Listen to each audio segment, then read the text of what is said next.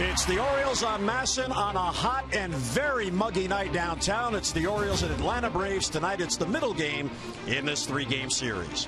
And hi, everyone. I'm Jim Hunter. The Orioles have put together 3 consecutive wins to get back to 500, and they're feeling pretty good about getting back in this division race. They still remain 7 games back of the Yankees for the top spot in the East. And the turnaround, the constant over the past 4 games, has been the starting pitching. As a group, they've excelled, and they've given the Orioles a chance to win.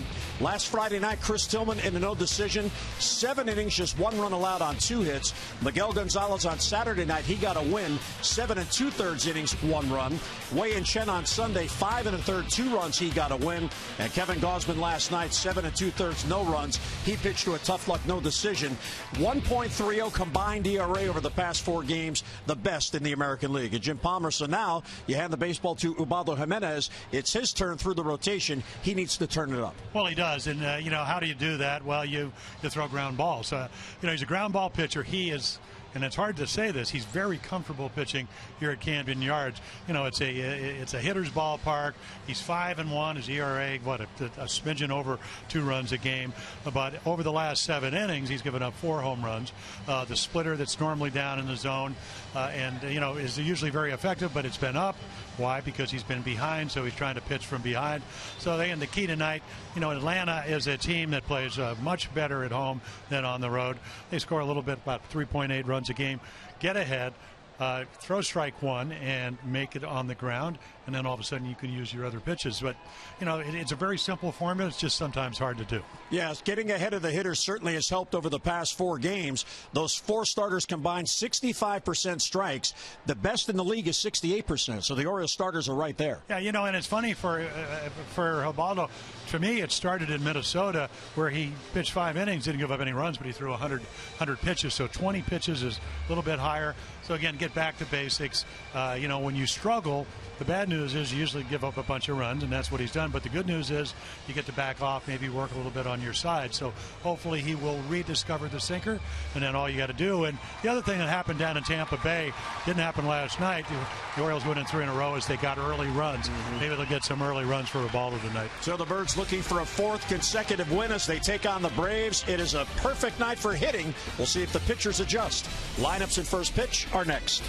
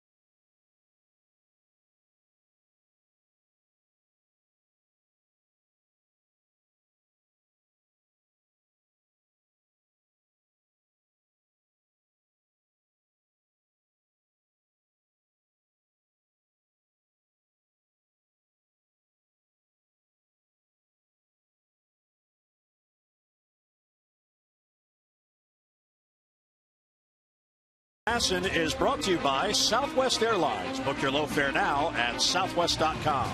And by your local Mercedes dealership. Well, it is a warm day. The Bambino would certainly like to hit on a day like today. Our BGE home game time temperature is 87 degrees, and that humidity still way up there at 57%. BGE Home is Baltimore's home team for heating, cooling, plumbing, and electrical. Why would you call anyone else? So the Orioles looking to make it back-to-back wins over the Braves. Here's the Atlanta lineup. Old friend Nick Markakis leading off, big-time numbers in his former home ballpark at Camden Yards. Maben, Freeman, and Garcia with Pierzynski catching. Then Gomes, Peterson, Johnson, and Simmons. So Ubaldo Jimenez, and he brings a 7-6 record in. A lot of fastballs. It's pretty normal for a starting pitcher, and that's the two-seam variety. Gets ahead, he'll run that four-seamer up in the zone. Breaking ball is pretty much sometimes a curveball, mostly a slider, and then the splitter, which is the strikeout ground ball pitch. So again, more hits than innings pitched. The home runs, as we mentioned, he's thrown 4 in his last 2 starts, so that's a little bit high, 12 on the year. But the key, again, is to get ahead and pitch out of the zone, and when he gets behind, all of a sudden 91, which is the average miles per hour on his fastball, becomes a little more hittable. Well, you mentioned how he loves to pitch at home here at Camden Yards, and when you look at his game by game as Nick Markakis steps up to another nice ovation, he hasn't been on this mound in exactly a month. His last home start was June 28th, and the fans here once again a standing ovation for Nick, as they did last night.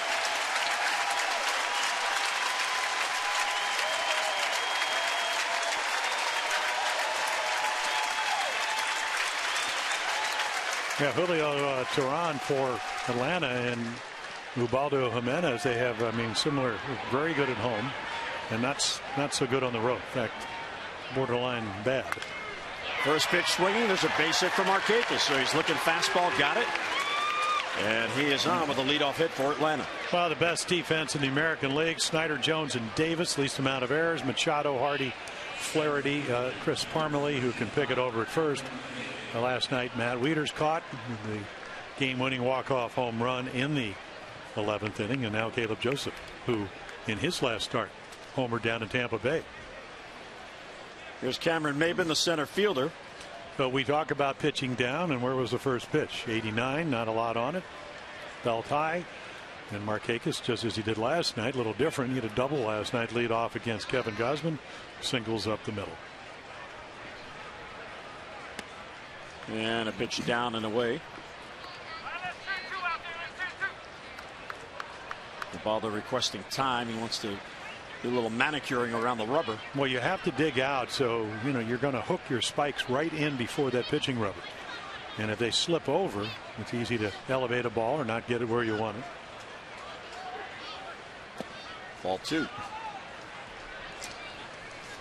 Maben just 4 for his last 18. He does have 8 home runs and 90 base hits, so closing in on the 100 hit mark for the season.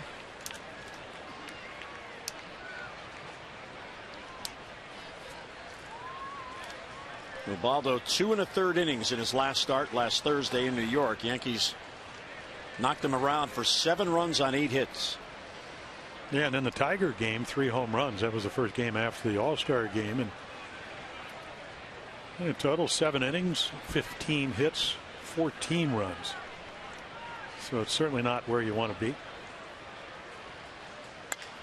Line foul the other way, so 2-1 on Maben. Cameron Maben has been well traveled because he's got a lot of talent. Just 28 years old. He's already in his 4th organization. Yeah, you talked about it last night. The initial trade is when he went to the Tigers, when he went from when they traded Cabrera. Right, Miguel Cabrera. So obviously sometimes you get traded only because the guy the other team is getting one of the premier players or on his way to being one of the premier players in baseball. Well, 3-1 the count. Yeah, he can do a lot of things, and if you look at Cameron Maben, he's probably the ideal second place hitter because he can hit the ball to right field. And there's a strike on the corner. Yeah, he was talking about Kevin Gausman, ran into him in the downstairs hallway on the way to do some extra hitting, and he said Gausman is as good as any right-handed pitcher he had faced this year. The ability to get in on him. and he loves the ball out over the plate. Markakis runs. The ball is put in play. Ubaldo's got to get over there. The flip, and he is out in an eyelash at first base. Yeah, you know, it's funny. Mabick can run so well. He is the premier base stealer, and the way that slowly developed, they're running on the pitch. So Markakis is going to be safe. Harmony takes a look, and you just think that Maben's going to beat him to the bag, and he doesn't. A nice heads-up play by the veteran right-hander, and it's pretty close. Freddie Gonzalez is checking to see if they should ask for a challenge, and it appears they will not. So a good pitch and a ball put weakly in play gets Markakis to second base. Yeah, the league only hitting 211 runners in scoring position, a number against Jimenez. Here is Freddie Freeman, who is back off the DL, a 1 for 9 since being activated. Had the wrist contusion. Just missing inside. So, well, that's a pitch, and you know, last night it would have been a strike. Not just, it's just general, that knee-high pitch has been called a strike, and for Ubaldo, that's an important pitch to get. I mean, the difference between 1-0 and 0-1, huge.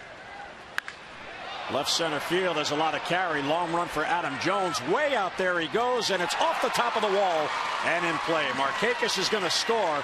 Freeman is thinking 3. Here's the throw from Adam Jones. He is safe at third. Just gets in ahead of it.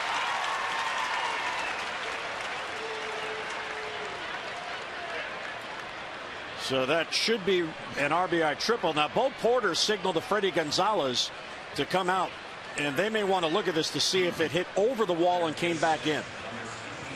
Yeah, right on top of the cushion. So they'll look at it, and there is a little ledge. But again, this ball appeared to hit right on the top. If it hit on the other side of that lip, it would have gone the other way. Now, whether they'll read it that way, and then, of course, the unusual carom and the strong throw from Adam Jones. So single by Markakis up in the zone, hanging splitter. With Bo Porter's going to, and why wouldn't he, plead for a home run? But it appeared to hit the top of the wall and come back. Well, it doesn't hurt to ask, because you don't know what New York will see. So Ubaldo roughed up already for a run, and it may be 2 if this is overturned. Well, it is not easy when you want to do well and you've struggled to relax. We talked about this last year. Horrendous start for Ubaldo Jimenez, signing a 4-year, $50 million deal, and quiet guy, hard worker. But I can't see how they're going to change that. Doesn't mean it won't happen. Ball hit the top of the wall.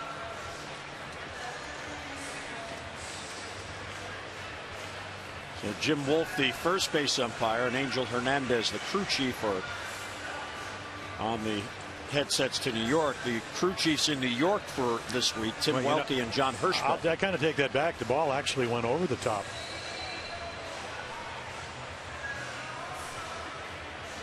And there must be some doubt, because this has taken some time. There's the metal top of the fencing just behind the pads there. And if it hits that, that is out, because that's beyond the pads. Right, but you would think, again, they like to have everything kind of color coordinated here. So there's no demarcation line. A lot of times ballparks will have a yellow striping. See, but, there's the but I got to imagine that's part of the, that's in play. Well, it did bounce and come back in, and the umpire's initial ruling was in play. But there is obviously some serious doubt in New York for as long as this is taken.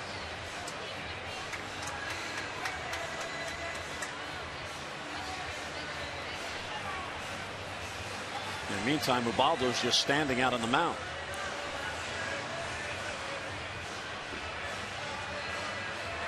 And they say it's a home run. Angel Hernandez, before he even takes the headsets off, rules home run. So that's a 2-run shot for Freeman and a 2-0 Atlanta lead.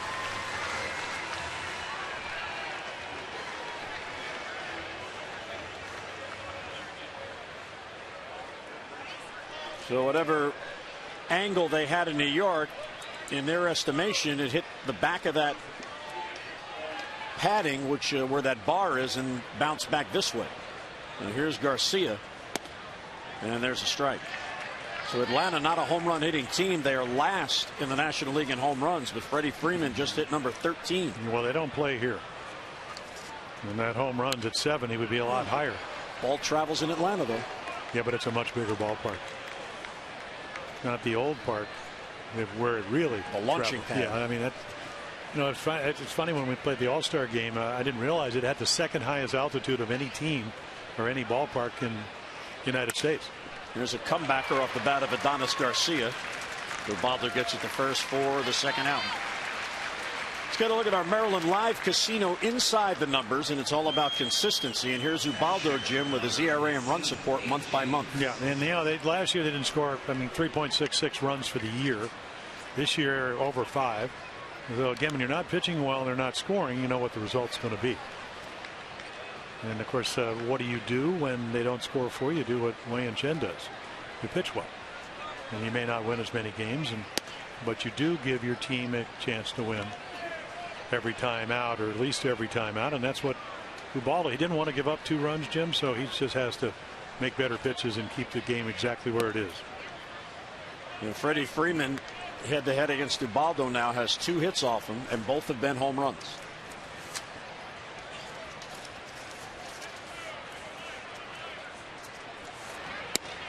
And a strike at the knee. So 2-1 on Pierzynski, who DH'd last night. Buck Showalter, in his pregame press briefing, felt that Freddie Gonzalez altered his lineup tonight because of the job that Brian Mattis did last night, as Pierzynski lines it over the head of Hardy for a 2-out single. So 3 hits in the inning against Ubaldo. Brian Mattis came on when the Orioles were in a jam. The Braves had 2 on and 2 out in the 8th inning, and Freddie Freeman came up and Mattis struck him out. Well, last night he had Freeman and Pierzynski batting back to back. Tonight he split them up by putting Garcia in the middle. So if Buck elects to go to Brian Mattis, the next batter coming up would be a right-hander. So an interesting comment as Buck observed the little tweak to the lineup to split up the lefties. Well, I think again, if you go back and look at 2011, Gary Francona, a pretty good manager, but he had a lot of his lefties, and the Orioles had 5 lefties in their bullpen. And that's the year that the Red Sox imploded, went 7-20, and a lot of it had to do with the way the lineup was made up. The 0-1 to Gomes is lined foul. Let's get a look at our American standards. Who's hot and who's not? So Johnny Gomes, and you and I were talking about it. Adam Jones is hot. Johnny Gomes is not, but his lifetime numbers, over 300 with 3 home runs, gets him in the lineup. Against Ubaldo. Yep, exactly. 7 hits, 3 home runs. Celebrate the season with the American Standard All-Star event. Visit MidAtlanticComfort.com for amazing rebate and financing opportunities. And Gomes with a base hit. So that's 4 hits in the inning, all through Ubaldo. Well, what I was talking about, a lot of the pitches are up. 3 of the 4 hits are up. That one was just down the middle. Dave Wallace is going to come out and tell him to relax, and that's hard to do, especially when you want to do so well. So you get in that rhythm, and he was certainly in that rhythm for pretty much the first 3 months of the year, and then all of a sudden you're getting hit around a little bit. Ball's not going where you want. Try a little bit harder when you should try a little bit easier, and they're not missing their pitches. Stopping at second, Pierzynski on at first, Gomes. So Ubaldo, who is averaging about a base hit per inning on the year, has allowed 4 hits in this inning. And here is Jace Peterson, just 2 for his last 13, but he does have 40 RBIs. Yeah, this is a guy you don't want to face with the bases loaded. 22 RBIs when they load him up for him.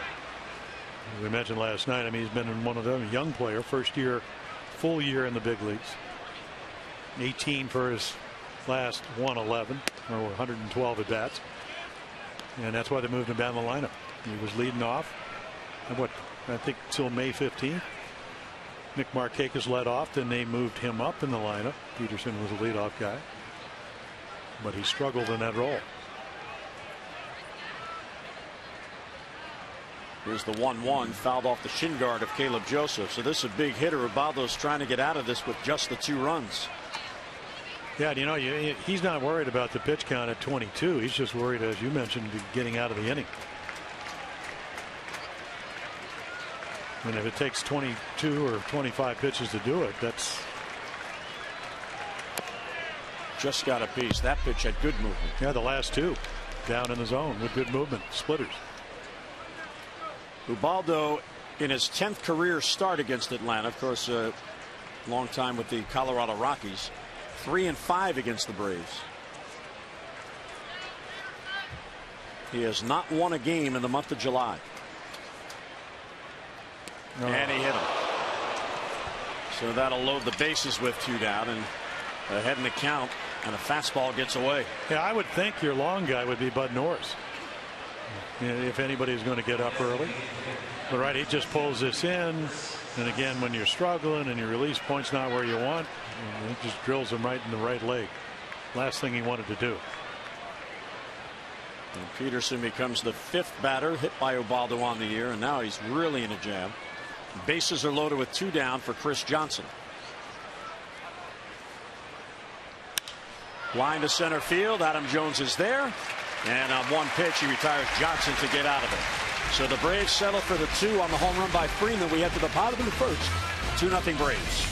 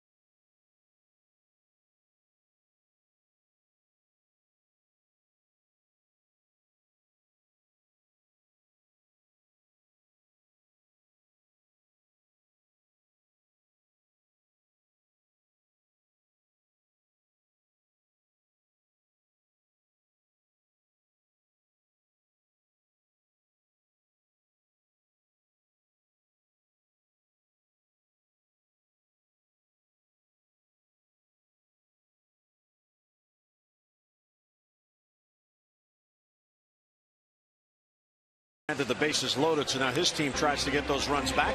Here's the Orioles starting lineup, brought to you by Southwest. Book your low fare now at southwest.com. Machado back in the leadoff spot, then Paredes and Jones. Chris Davis batting cleanup. 14 home runs, 36 RBIs at home on the year. Travis Snyder, then Hardy and Parmelee back in the lineup with Caleb Joseph and Ryan Flaherty. So there's Julio Teheran, fastball 63% of the time. The breaking ball is a slider, and it's a good one. So again, 1 out of every 3 pitches was that good slider, and then occasional changeup. 92 to 94. Those are the numbers. And again, on the road, 1-4 with an ERA of almost 7 runs a game. And again, the 45 walks higher, much higher than it was last year. Lefties hitting him much better than righties. And then look at the home runs. We'll see how he fares at Camden Yards, where you can throw home runs without even trying. 13 of those 16 home runs have been in road starts. And Machado takes a fastball for a strike. Manny at 291. He has slipped down below 300. He is 0 for his last 13. And the 0 for 13 was when he was in the number 3 spot. As a leadoff hitter this year, 305, 17 home runs, and 39 RBIs. And just off the plate outside for ball 2. So it looks like Scott Barry is a hitter's umpire tonight. Well, that, you know, Teheran looked in. He goes, whoa, wait a minute. The corner doesn't count tonight.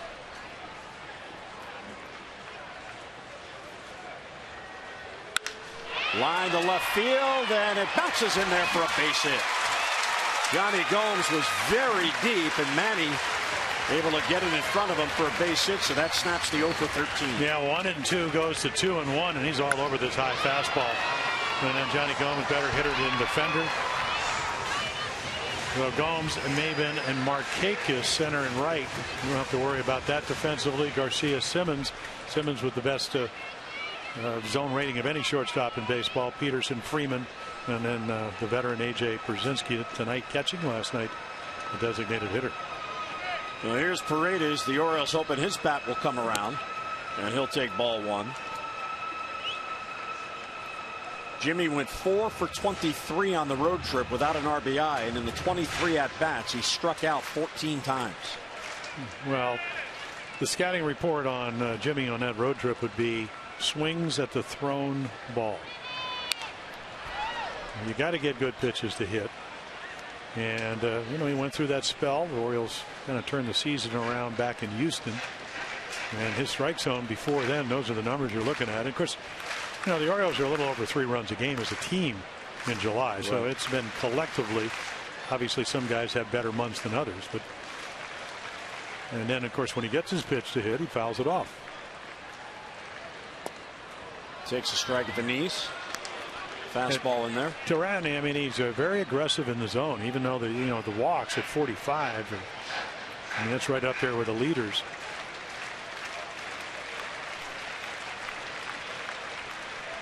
And he gets ahead of Paredes 1-2. And he didn't chase. They threw the breaking ball down in the dirt. That's been the book on Jimmy as of late. So, well, I think what you did the interview with Scott Coolbaugh. You did it with Chris Davis. Scott, the hitting instructor, Chris Davis, obviously one of the big offensive threats for the Orioles. They talked about patient, and when you do get 2 strikes, that's when you use the middle of the field. You let the ball travel a little bit longer. You're not anxious. Put the ball in play somewhere instead of just swinging through it. And there's another one. Now, that one not even close to being a strike. But good things happen when you make contact. I mean, what happens when you punch out? Nothing. There's another little slider, and A.J. Pierzynski able to get the glove on it.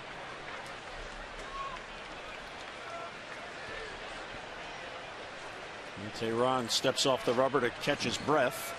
Now he's ready.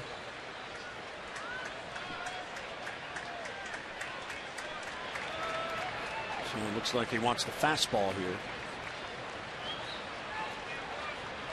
And the 3-2 is outside, ball 4. So there you go. Real nice at bat for Jimmy Paredes. And the Orioles have 2 on with none out. Let's get a look at our Jeep inside the numbers as Adam Jones comes up. Home runs by trios. Davis 22, Machado 21, and Jones 15, tied for 5th most of any trio on any team in baseball. And Adam, as he steps to the plate, has a 3-game hitting streak going. He is 5 for 12 in the 3-game streak. He is at 99 base hits. Yeah, the Orioles down 1-0. He started that 9th inning with that infield hit off of Jimmy Johnson. Just a swinging bunt. Ball 1 outside. Yeah, I'll tell you what, it is a lot harder to pitch when anything on the corners is not going to be called a strike, and already he's had a couple of looks in. Roger McDowell going, okay, not one of those nights. Well, but again, you know, part of not only do you know the opposition as far as what they can hit and your preparation. Who's the umpire? Is he going to give you the corner? If not, you have to be a little more aggressive. And it's not like this kid is not talented. He's won 14 games his last 2 years, and he's only 24. 35 major league wins. It's his 91st big league game, his 88th start. He has never faced the O's before tonight. There's a strike. Now Adam is thinking, wait a minute. The first pitch was a ball, and it was right there. Yeah, this one's a strike, though. This is over the plate, right around the corner or so. You gotta waffle a little bit sometimes. Or so. Or so. So he gets ahead 1-2 on Adam.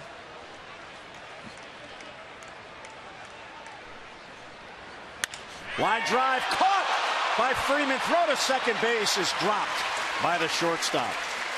Yeah, really good at bat by Adam Jones. I mean, a rocket into right, and then Freddie Freeman all over it. Already the 2-run home run. I mean, this is going to be, I don't think it's going to be a double, but it's certainly going to be a single, and then actually pretty good base running by Manny because he gets back close enough to interfere with the throw. You see Simmons sneak in behind Machado, and then I think he shielded him, and the ball goes off his glove. Yeah, so Simmons was fortunate that ball didn't scoop by him and into left field. As are the Orioles. He's fortunate it's not a double play. You'll take your chances with Davis hitting. Chris had his 9-game hitting streak halted last night. He'll take ball 1, but he still has 11 hits in his last 10 games, including 3 home runs and 8 RBIs. Those numbers since the All-Star break. Here's the unusual outfield defense and the shift in the infield with Simmons shading up the middle and Maben towards the left center gap. Throw behind Manny, who gets back in. Atlanta, they love picking off base runners. As a staff, they picked off 15. That is most in the majors. Tehran has picked off 5, so he has a third of their team pickoffs. And the Orioles certainly are aware of that. They know he's hyperactive. I mean, get you out a lot of big innings if you're willing to focus on that. High fly ball. He got a lot of it. Back it goes. It is gone for Chris Davis. And just like that, the Orioles have the lead.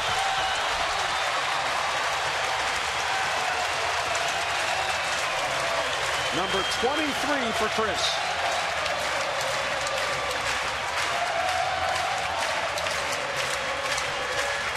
Well, home run number 17 that Duran's thrown, and it was a rocket.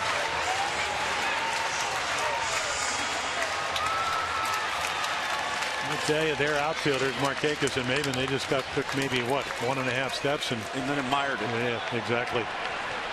So a missile into right center gives the Orioles the lead. Looks like it may be one of those games. Even the out was a laser off the bat of Adam Jones, breaking ball. Yeah, you don't. You don't want to be pitching Chris Davis down in the middle of the plate. Tremendous hitter, tremendous uppercut swing. Again, this is right to the power. Hands don't get caught behind his hips. That's the key to his swing. And then again, up and in maybe, but out over the plate, down in the middle of the plate, right to the power zone.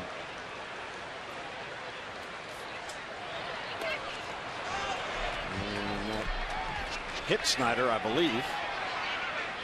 Home plate umpire didn't see it apparently. Buck Showalter coming out to talk to Scott Barry. Snyder immediately dropped his bat after that ball came in. Well, it's a curve ball. I mean, take a look right here. Yeah, I don't think it hit him. Got to hop around a little more than that, don't you? If it did, it maybe hit his toe, but. Well, I still haven't gone over the Cleon Jones 1969 World Series where it was in the dugout for 2.5 minutes. So I think I might ask to see if it actually did hit his foot. Well, they're going to review to see if this did hit his back foot. Yeah, it did. It did.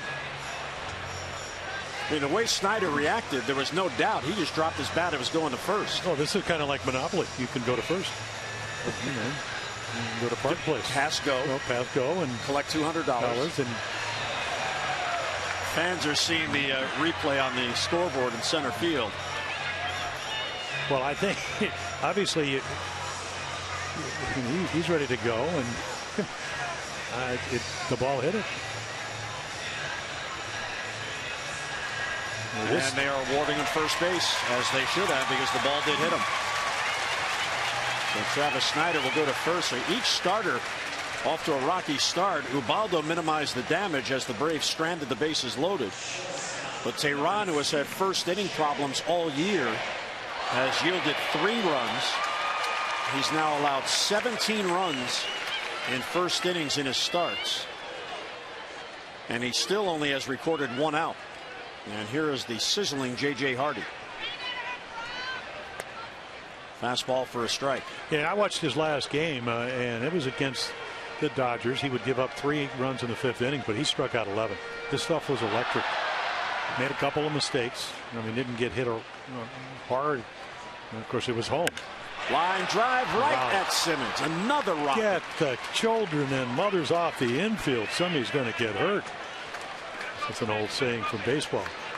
Our Maryland Lottery's contestant of the game, Kathleen Goslin of Abingdon, has won $500 for being selected and will win $500 more for every Orioles home run hit tonight, which she already has, as Chris Davis has homered.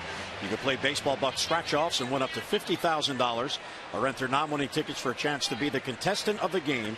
Visit mdlottery.com/baseball. Does this inning come into the classification? He's not exactly fooling anybody. I think you're right. Here's Chris Parmelee. Takes outside 1-0. Parmelee and Snyder are the only 2 hitters in the Orioles starting lineup tonight that have had at-bats against Tehran.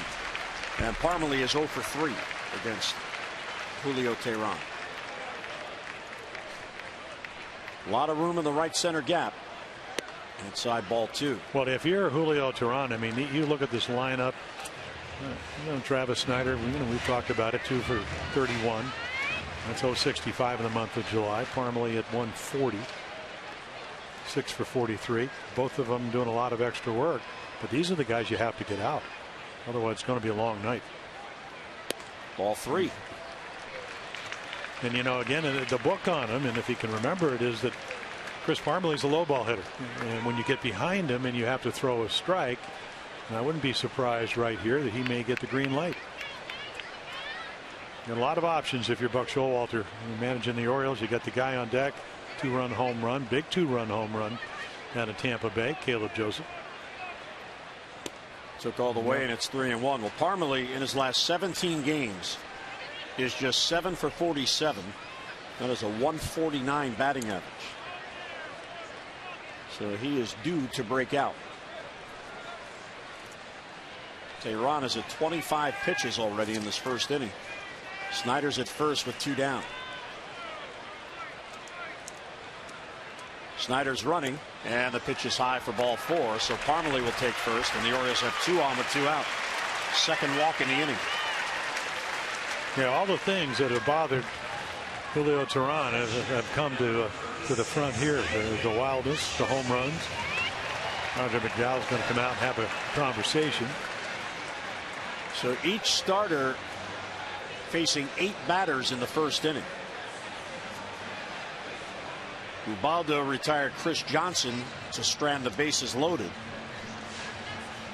And now Roger McDowell out. Ubaldo now has a lead. And maybe that'll allow him to relax a little bit for his second inning. Well, if not, may not be pitching long. I mean, you just don't know. Certainly capable of doing that.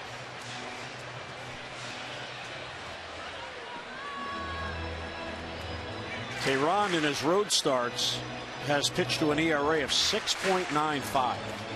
10 starts, he has won just 1 game on the road. And here is Caleb Joseph, who hit the 2-run home run on Sunday. He had 4 RBIs on the road trip. Snyder and Parmelee second and first with 2 down. Ball 1 outside. They say when you miss with a slider, you better come back with another one, or Caleb Joseph's going to be looking fastball. The home run he hit off of Moore down in Tampa Bay was down and in. Just turned on it, head right down the left field line.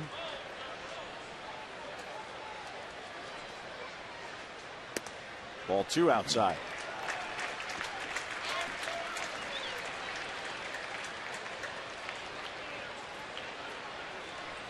Tehran in his last 3 starts is 0-1, and he was given a total of 8 runs combined in the 3 starts.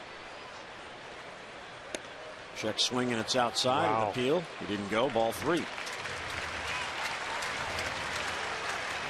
Yeah, Ross Detwiler.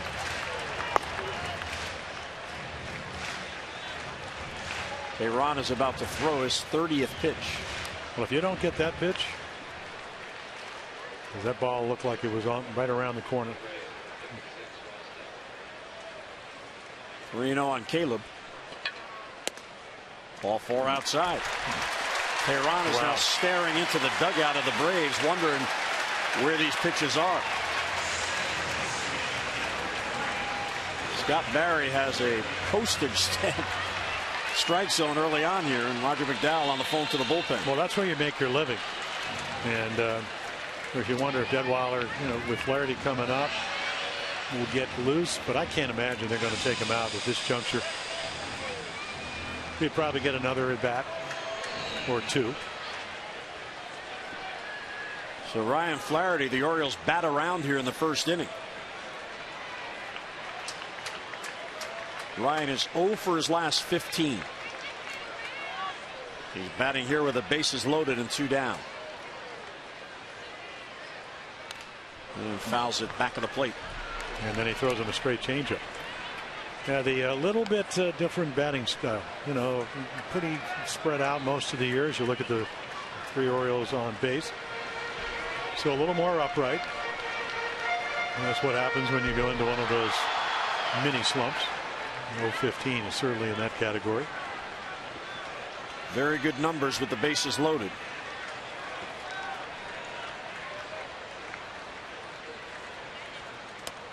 Down and in, 1-1.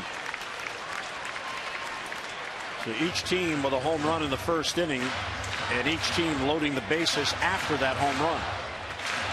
Ubaldo pitched out of it. Tehran trying to pitch out of it. Chris Davis going deep for the O's. Ground ball toward short. There's Simmons. He'll go to second for the force on the sliding Joseph, and the inning is over. Tehran staring at Scott Barry as he walks off the mound. Chris Davis with a 3-run shot, his 23rd, has given the Orioles a 3-2 lead.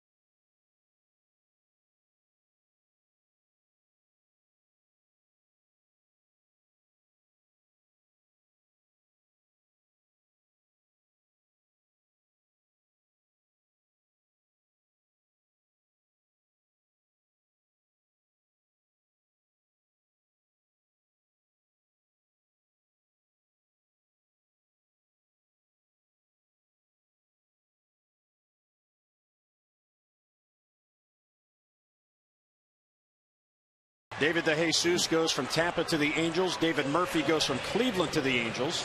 Jonathan Papelbon, the closer from the Phillies, now on the Nationals.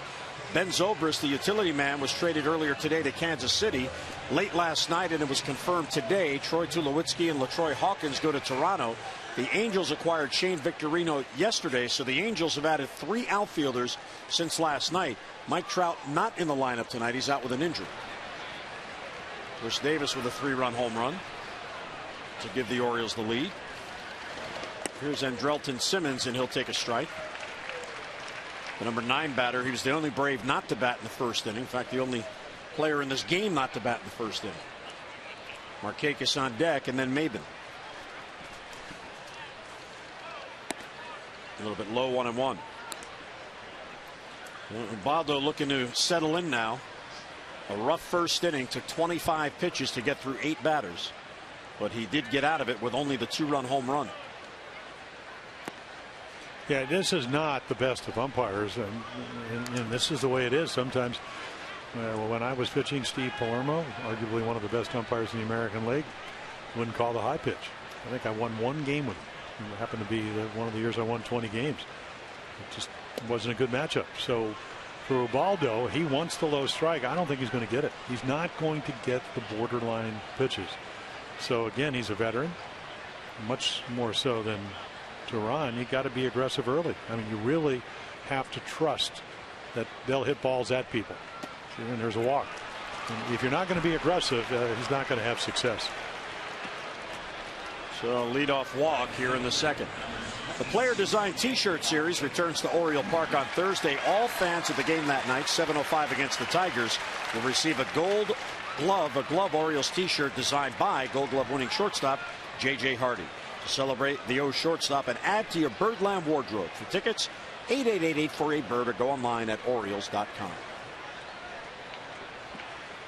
Here's J.J., the Orioles Gold Glove winning shortstop. Here's Markakis, who got the Braves going in the first. And he looks it over, down and in, 1-0. Yeah, I was reading something today that the strike zone since 2009, we have all the sabermetrics and all the different numbers they throw out, that it has gotten 40 square inches bigger. And that's why hitting is down. That and the fact that you have guys coming out throwing 95 to 100 out of your bullpens. So if that is the case, I'm not sure that's the case tonight. This strike zone is not 40 square inches bigger than the normal strike zone. I think it's much tighter. So it could be a good night for the hitters. 40 square inches? Yeah. Seems like anything that's thrown to the plate would be called. Well, but I think it's using all 4 quadrants of the plate. Ball and a strike on Markakis, who singled and scored in the first.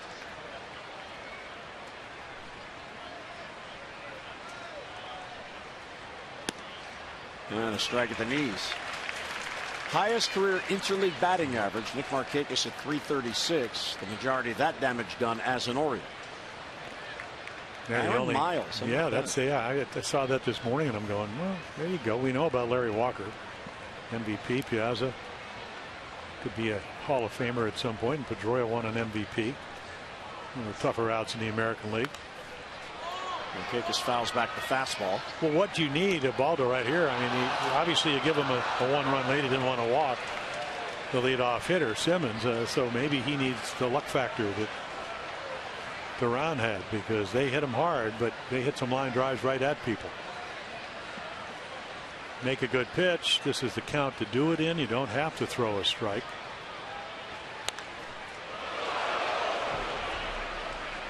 An off-speed pitch is ripped foul by Markakis. Well, you want to let Nick hit a home run, throw him the off-speed pitches, because that'll speed up the bat.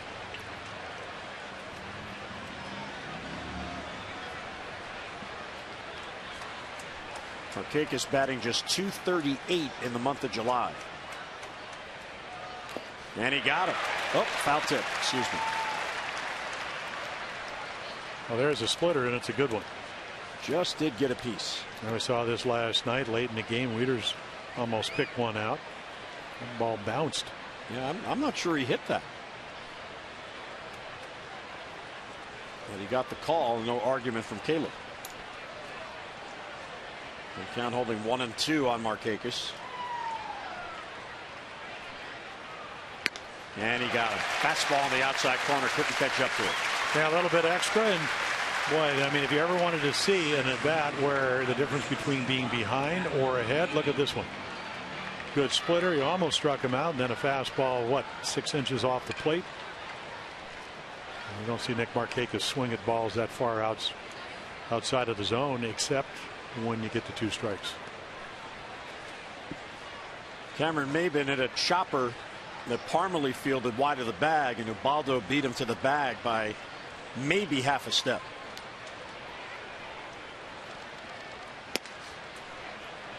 Slider looked like missed outside.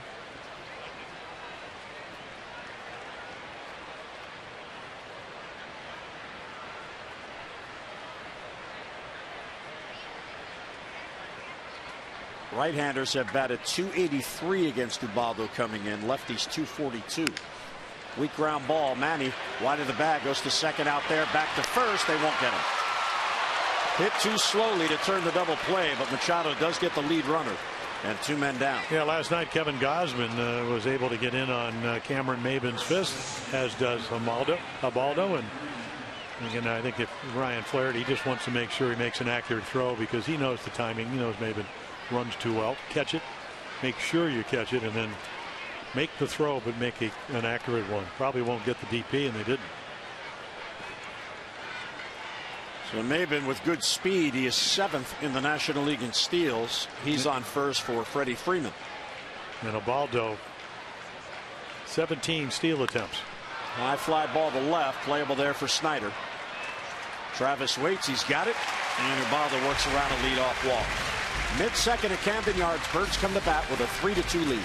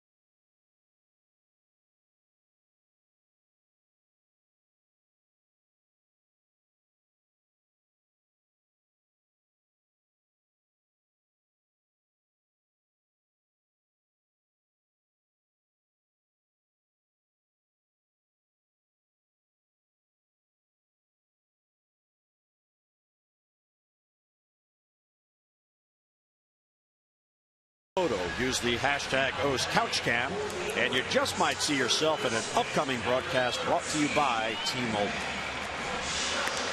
Beautiful sunset to the west. Here's the B&O Museum. Beautiful sunset. It is a hot night, hot and sticky. Now, is that just haze, or is that deciduous haze, Jim? What do you think? Well, Jim, I'm not a meteorologist, but it looks like haze to me. I never knew what deciduous haze was till nor did I. That's why I ignored it. Dick Hall, who was one of, actually, Dick, a former Oriole, was here last night, I think, with Al Bumbry and Phil Swaggart. He signed an autograph, but he went the smart one. He was a smart guy. Deciduous haze is the haze that trees give off. Oh, okay. Machado leads off. There's a blast to deep left field. Did he get enough? Gomes is back and just in front of the wall. He's got it for the out. Yeah, up and in, but just in enough to get it up on the bat. Yeah, last night Alex Wood was terrific. The changeup really slowed the Orioles bats down, and he pitched in and out. But again, everybody off, out in front, off balance. And Machado, a 1-pitch out, that helps Toronto through 33 pitches in the first inning. Jimmy Paredes worked a walk. He fell behind 1-2 and had a very good and patient at bat. Bounce back to breaking ball, 1-1. Well, they've already, with Wood went, what, 7 1/3 innings last night? They've already hit more balls hard off Tehran than they did in Wood. And he pitched into the 8th inning. That's how good he was. Well, 2 line drives in the first inning right at fielders, or it would have been a lot worse for Tehran. 2-1 on Paredes.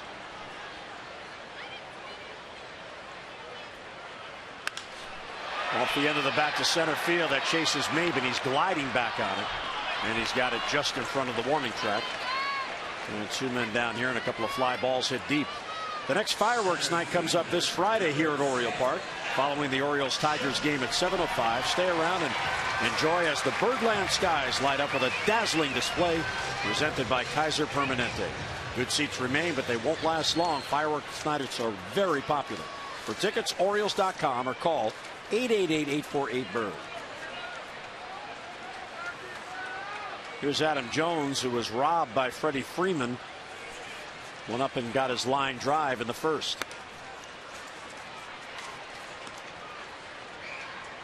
So Tehran trying to have a shutdown inning, as Ubaldo did. Ubaldo working around that leadoff walk in the top half. Swings through the off-speed breaking ball.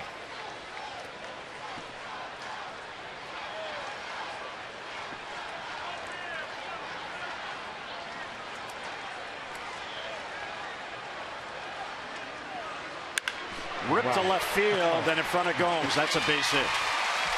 Boy, a lot of loud line drives tonight. And Gomes plays very deep. No, small ballpark, and I think Johnny Gomes, from what I've seen, it's a lot easier when you're not a great defender to be able to come in than to go back. Just didn't have so much room. You run out of it. And Chris Davis hit a 3-run home run into the bleachers to give the Orioles the lead in the first. And they will shift on him with 2 men down. Third baseman Garcia is over by shortstop, and Simmons is on the second base side. Swings through it, and it's 0-1. Yeah, a little extra and then up in the zone versus down in the zone, and a BB into the right center field seats for 3-run home run.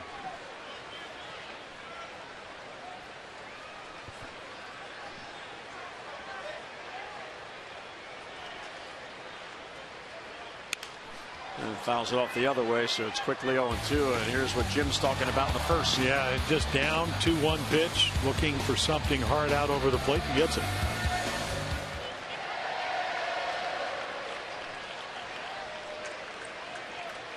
So it left here at 102 miles an hour. Went out faster than it came in.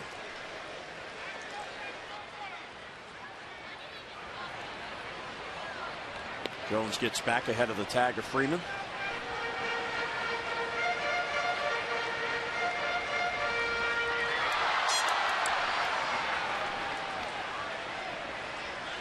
Adam has 3 steals on the year. He's only had 4 attempts.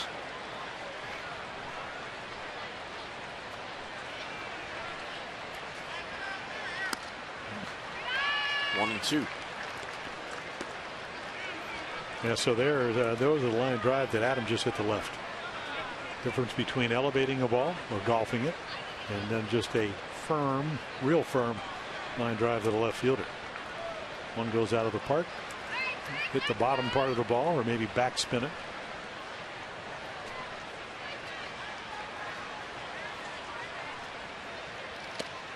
Good take. Yeah, it really was, because again, you know, when Chris is not seeing the ball well, and that's not the case in the month of July, that's a ball that sometimes he will chase. Yeah, Buck Showalter talking about, he said, you do know you can hit the ball the other way as well as anybody in baseball. And when I first met Scott Coolbaugh, who has now come the Orioles hitting instructor, he was down in Texas, and he said that's why Chris Davis is the best hitter in their organization. High fly ball to right. Does he get another one? Markakis is back on it near the wall. It is gone! It carries out. Home runs in back-to-back innings. And it's a 5-2 Orioles lead. Yeah, the 2-out base hit by Adam Jones puts Chris Davis to the plate. Welcome to Camden Yards, Mr. Duran. And another $500 to our Maryland Lottery's contestant of the game, Kathleen Gosler. So Chris Davis with a 2-home run game. He's got 5 RBIs. And the Orioles have a 5-2 lead. So 2 outs and nobody on. The base hit by Jones and the home run by Davis. And Travis Snyder has a base hit.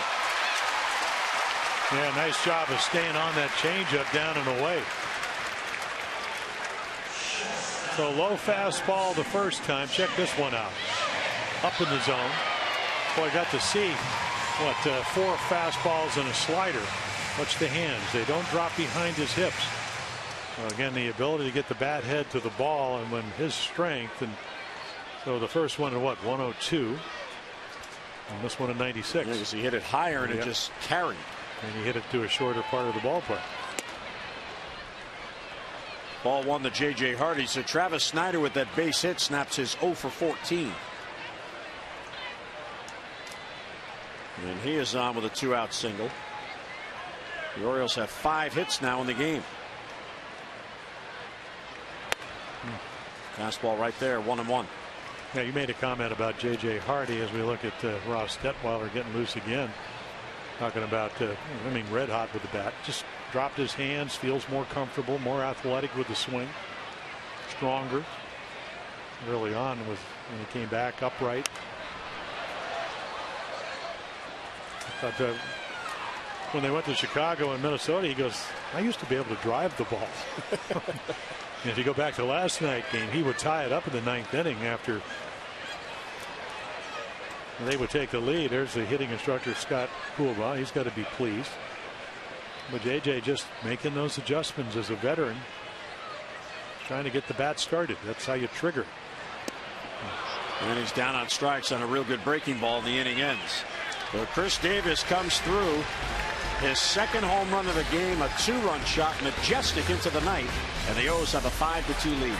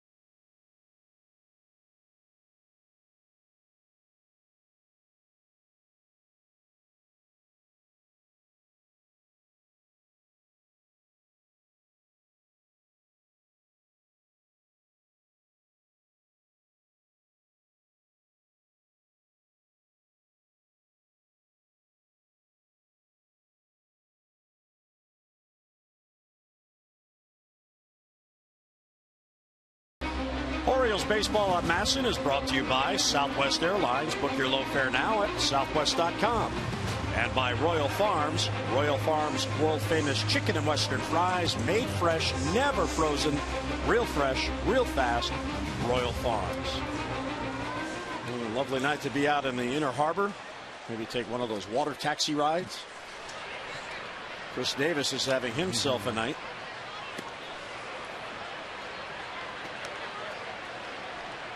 So for Chris, he now takes over the team lead in multi-RBI games with his 13th. He was tied with Jimmy Paredes and Adam Jones. All three had 12.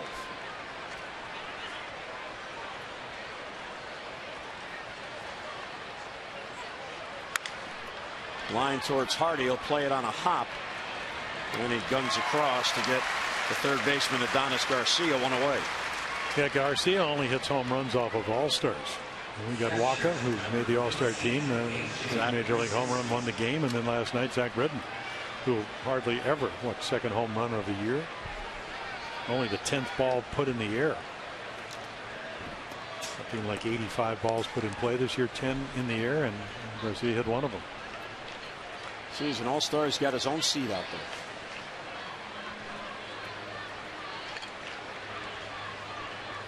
A.J. Pierzynski singled his first at bat and fouls it back.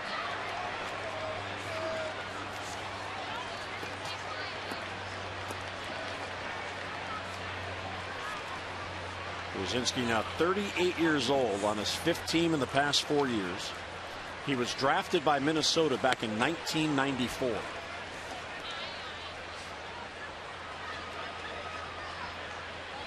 He spent 6 years with the Twins, then was traded to the Giants. He was there 1 year. And then had a good run with the White Sox for 8 seasons. This one slices to Travis Snyder. Pierzynski's retired and 2 quick outs. Yeah, he was part of that big trade, Liriano and or actually I know Joe Nathan came over, and it was a 3-for-1, and Pierzynski lasted 1 year with the Giants. And then of course with the White Sox, he was on that World Championship team back in 2005. He's had a nice career, and they love him down in Atlanta. I mean, he's one of those guys that he's on your team, you love him, and if he's on the other side, he can be a little abrasive, but he knows how to catch. Want to know the count on Johnny Gomes, who singled his first at bat. Well, when you think about the younger pitchers they're trying to work through, it's not a bad idea to have a veteran catcher who's been around all types of pitchers in his career.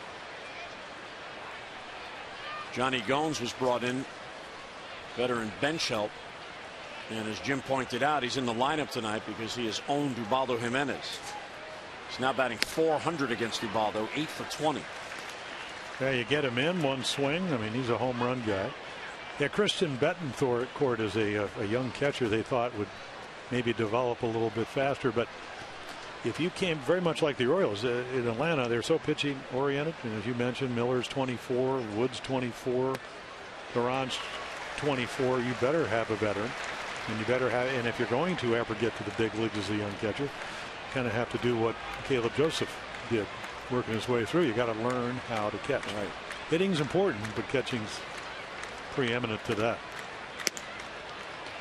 And you can see just, again, trying to get that rhythm, because that ball, probably 5-6 weeks ago, he would have thrown it to the outside corner. When your rhythm's off, you pull it, and it's a ball out of your hand.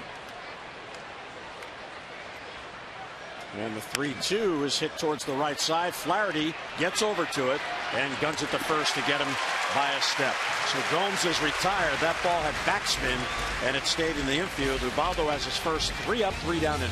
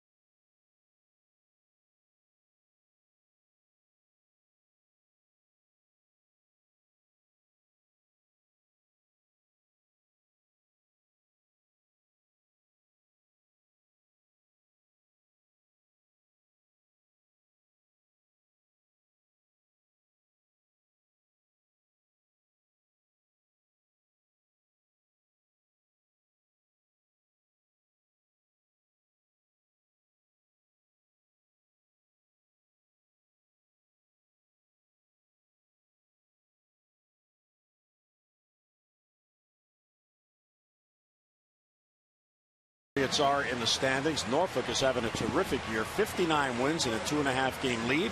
Bowie is also in first place with 56 wins. Now Frederick and Delmarva, their second halves. Frederick at 17 and 15 with a 1-game lead. Delmarva 4.5 back, and Aberdeen at 18 and 17. They're only 1 game behind. So a pretty successful minor league season so far for the Birds. Yeah, Buck Showalter, Orioles skipper, talking about that yesterday. Norfolk, and of course Ron Johnson doing the managing down there. He said they're leading what in offense, pitching, and defense. So a very well-rounded AAA ball club. And then Chris Ron Johnson's son, Chris, is actually DHing for the Braves tonight. And he is rumored to be on the trade block. Well, he got a 3-year deal, and that was the Frank Wren before the John Hart regime, and John Hart coming on to take over the responsibilities. As Parmelee takes a strike, he walked in the first inning. And it bounces in there 1-1. Parmelee just trying to find that stroke. He is really scuffled. You know, doing a lot of tee work today with Scott Coolbaugh. You know, it's funny, he can hit pitches. He's not like Paredes, who strikes out a little bit more, as you mentioned. Both of them having a tough month. But again, a lot of times he puts them in play.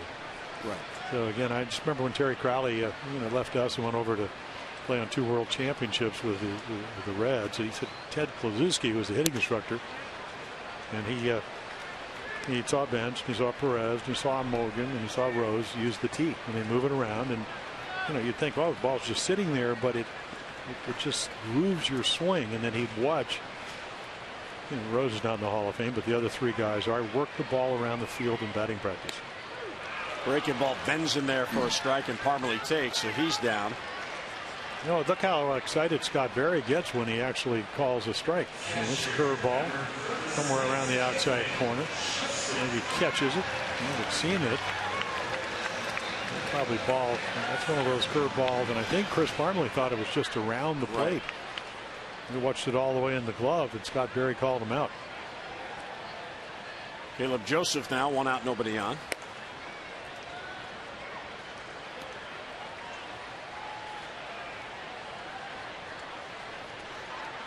Caleb walked his first at bat.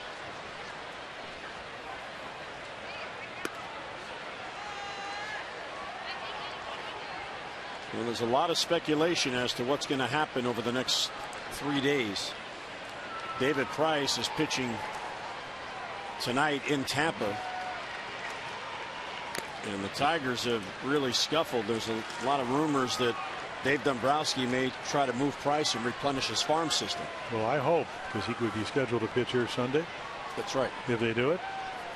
I mean, he's 9-3 with a 220, 221 or 231 ERA. Now, the problem is it would be a rental because he will be a free agent. Right. Now, Cole Hamels, another 2 months on his contract, a lot of money, maybe even longer than that. So he's been long.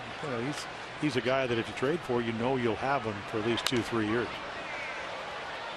Well, the Tigers are now 3 below 500, and they're in 3rd place in the Central, 12.5 games back of Kansas City. And the Royals, of course, got Cueto over the weekend, and today they added Zobrist. You would think they'd be in the sell mode. I mean, you got to look to the future when the present is not what you want. And there's another walk. So Caleb Joseph has walked in each plate appearance. 4 walks on the night for Tehran. And excuse me, it was only ball 3. I saw Caleb drop the bat and go to first. And he's going to get back in as quickly as he can. What we call that, working the system? Trying to get away with it, right? Now he walks. So down to first he goes. Adam Jones having a good time with it. You concentrate so deeply in games, sometimes it's tough to count to 4. Adam and Jonathan Scope enjoying that. Well, there was an article about Manny Ramirez when he came up in the New Yorker magazine, and they used to have to tell Manny when he came up through the minor leagues, that's ball 4, because he only cared about 3 strikes. He wasn't counting balls, he was counting strikes. It makes a lot of sense. The umpire will tell you to go walk, and he'll also tell you if that's strike 3 to go back to the bench. And that's what Manny counted. Either that or he wasn't good at math, I'm not really sure, but Well, he's concentrating on the strikes because he wants to hit. Remember the time when Albert Bell was on the Orioles?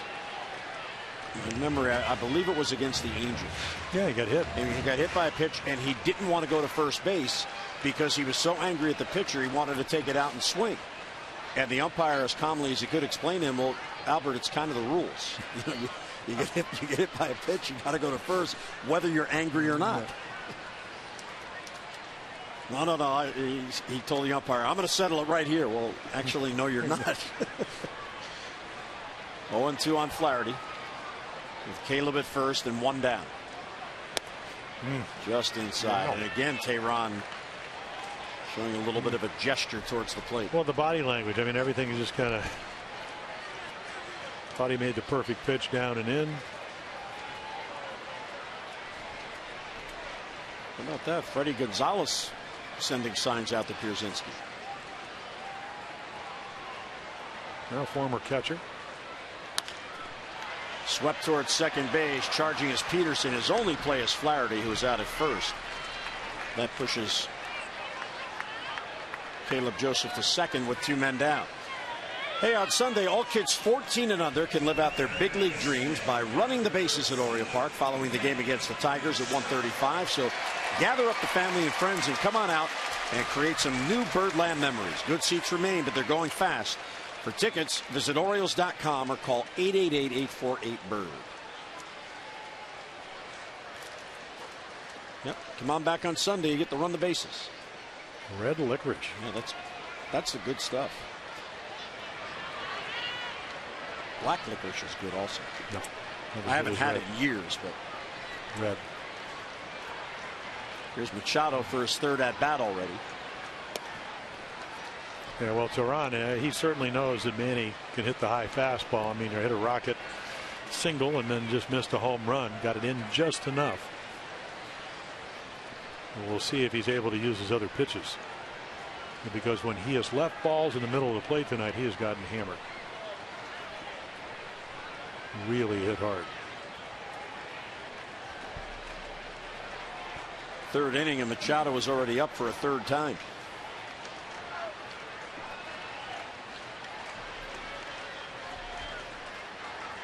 Ball 2 outside. Yeah, that Dodger game, and again, it was a loss, but with 11 strikeouts, so instead of that pitch being a ball, it was a strike. It's just a little bit off, strike zone, a little bit tight. It's not really a criticism of Scott Barrett. That's his strike zone. Every umpire has a different one. Some are more liberal than others.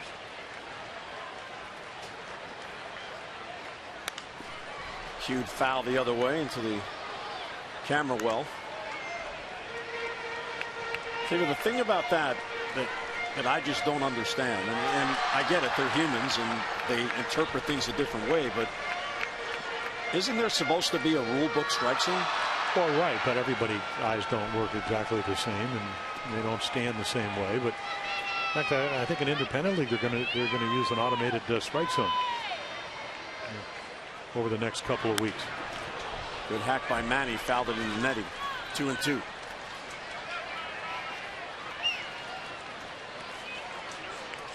I mean, you love the human element of the game because they certainly do a great job. I mean, we've seen it, with the advent of replay, how many times they're close calls and they're right. But the strike zone thing to me has always been perplexing because of the fact that the strike zone that's in the rule book, that's not what you see. And the 2-2 is ripped foul, hanging breaking ball. Yeah, well, he wants to stay away from the fastball, and he does hang the slider. It's just kind of all over it. It reminds you of the Frankie Rodriguez All-Star game at that, where he kept hitting the breaking ball down the left field line and eventually doubled up the gap in right center. Maben is playing him a step or two towards right center, so left center is wide open. 2-2 on Machado, with Joseph at second and 2 down. Fights off the off-speed pitch to stay alive. Yeah, both teams last night, and again it was 11 inning 2-1 victory by the Orioles, were collectively 0 for 13 with runners in scoring position.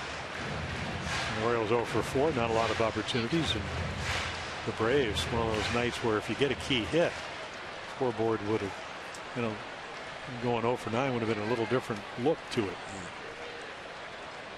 Well, the Braves had chances late in that game after they got the lead. They left 2 on in the 8th, got the lead in the 9th, and left runners on in the 10th and the 11th. Here's the 7th pitch to Machado. Outside, ball 3. Well, extra at 94. Pitch count now, what, 75? 41 strikes, 34 balls.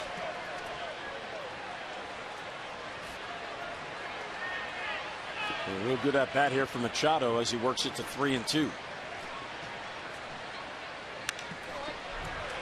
Right on that pitch, fouled it straight back. Well, you're not going to be around long when you average 25 pitches per inning.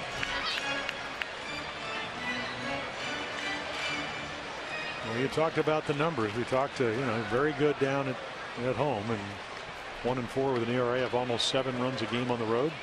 I think we're seeing why. Different mound, different command. And he got him on the changeup. Off-speed breaking ball, and Machado down on strikes. So a walk and a man left. We're through 3, 5-2 Birds.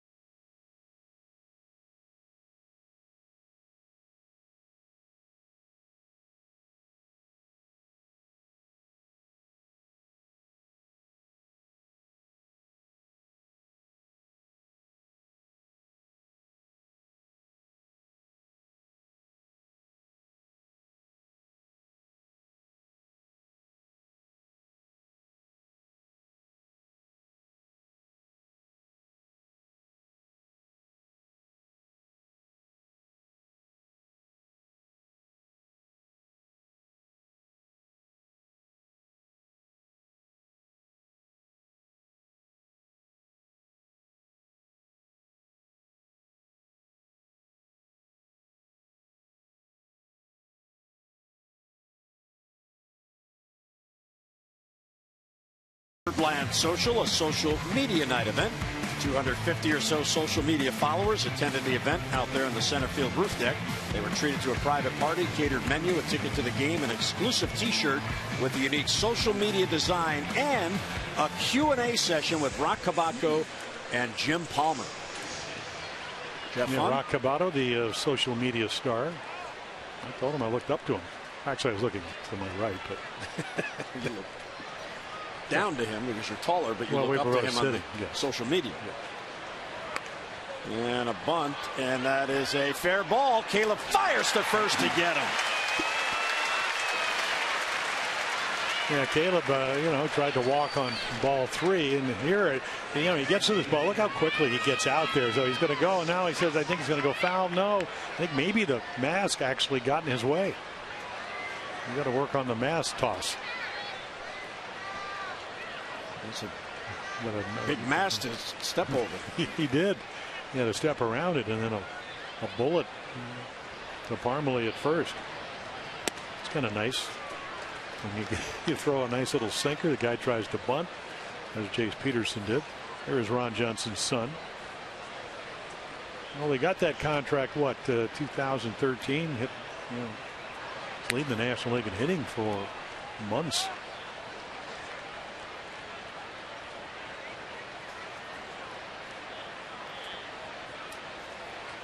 He has 9 hits in his last 32 at-bats, flied out to end the first inning. He batted with the bases loaded and 2 down Ubaldo is really struggling with his command, and he jumped on the first pitch. Yeah, line drive to center, and that really did change the first inning and maybe the game for the Orioles, as they come roaring back with 3 in the bottom of the inning, and then another 2 on another Chris Davis home run. 2-2 as Ubaldo misses outside. See, that's all that is opening up too quickly. And then, you know, one of the things that he worked with Ramon Martinez, who came on for the Orioles, was throwing over his front side, and when he flies open, hard to make that pitch. That's a good one, and that's kind of a feel thing. I haven't seen Ramon recently. He must be down in the minor leagues. I thought he might be here after a couple of struggling starts, but I did not see him before the game. And he also works with Oriole minor leaguers, and now that all of the teams are playing, there's a lot of pitchers to look at. Here's the 2-2. It's a little low, ball 3.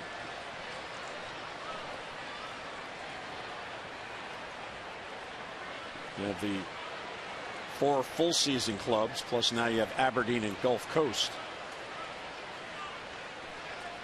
1 out, nobody on, and a 3-2 to Johnson, and a strike 3 call. Johnson flipped the bat, and it hit the umpire.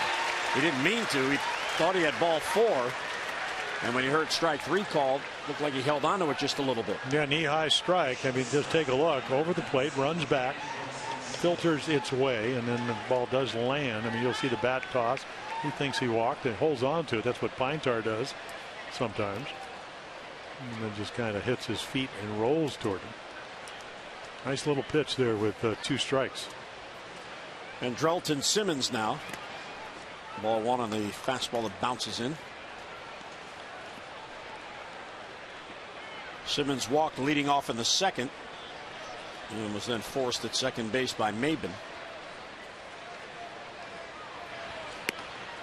Off the plate for ball 2. Ubaldo looking for his first win since June the 28th, when he pitched 8 shutout innings against the Indians.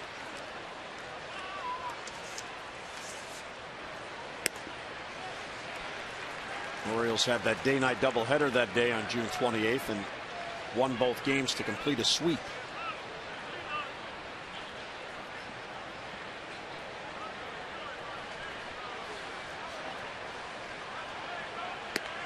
Outside, ball 3.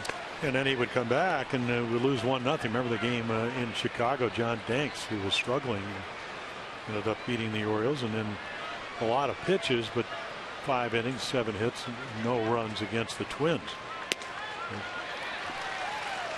Gets the call in the corner, 3-2 on Simmons. You know, it's funny when you're trying to make pitches, and you know, I went through it myself, where you trying to hit the corner, it's not going there, and then you do throw the ball to the middle of the plate, and it goes to the corner. So you just have to be a little more aggressive early on, and right there didn't want to do that. So second walk each time he has walked Simmons, and a 2-out base runner. Sign up for the 6th annual Casey Cares 5K at Oriole Park. It comes your way this Saturday, August 1st. All the proceeds benefit critically ill children and their families. Visit CaseyCares5K.org to register. Great event and a great organization. Nick Markakis in his time in Baltimore was very heavily involved with Casey Cares.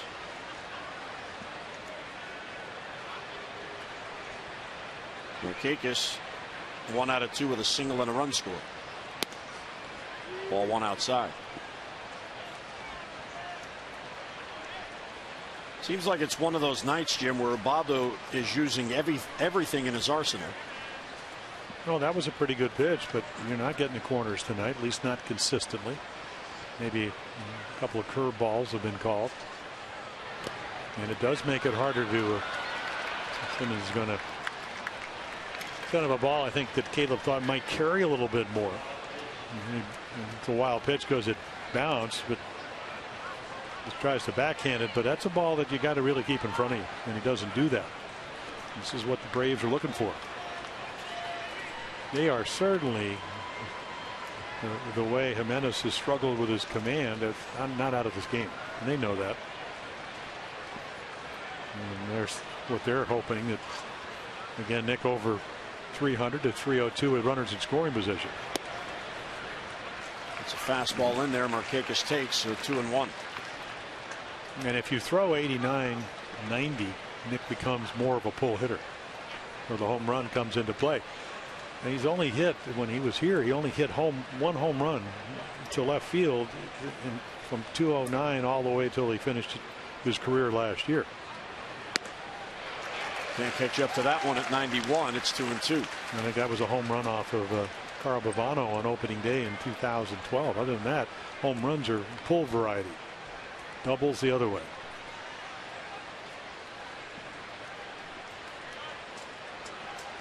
Simmons at second with 2 down.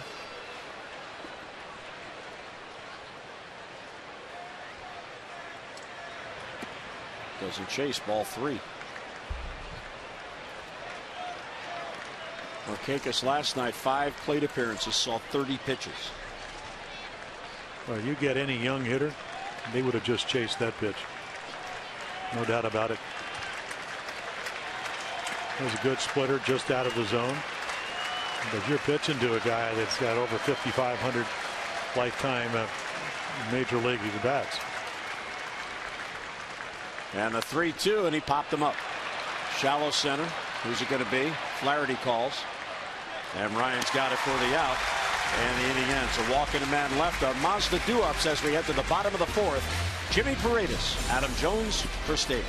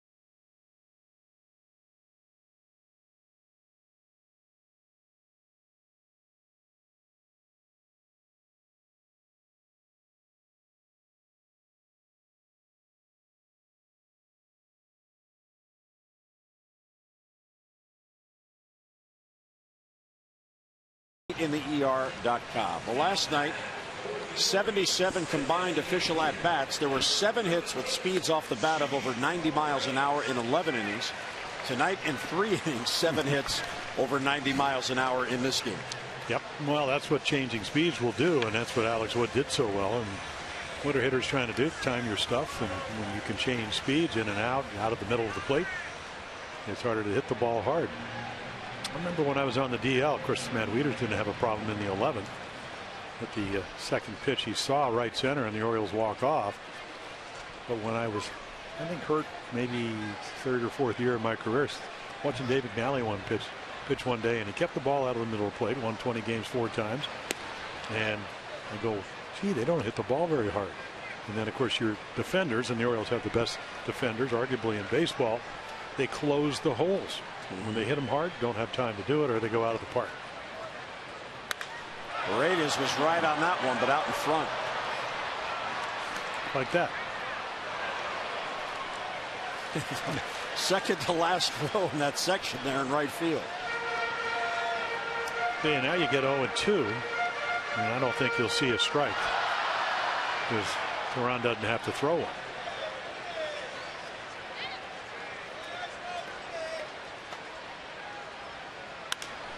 Fouls it off the other way. Teheran has allowed 5 runs, all responsible by Chris Davis. A 3-run home run and a 2-run home run. The Orioles have 5 hits off him, plus he has walked 4 and hit a batter. And Jimmy fouls it off to stay alive, prolonging the at bat.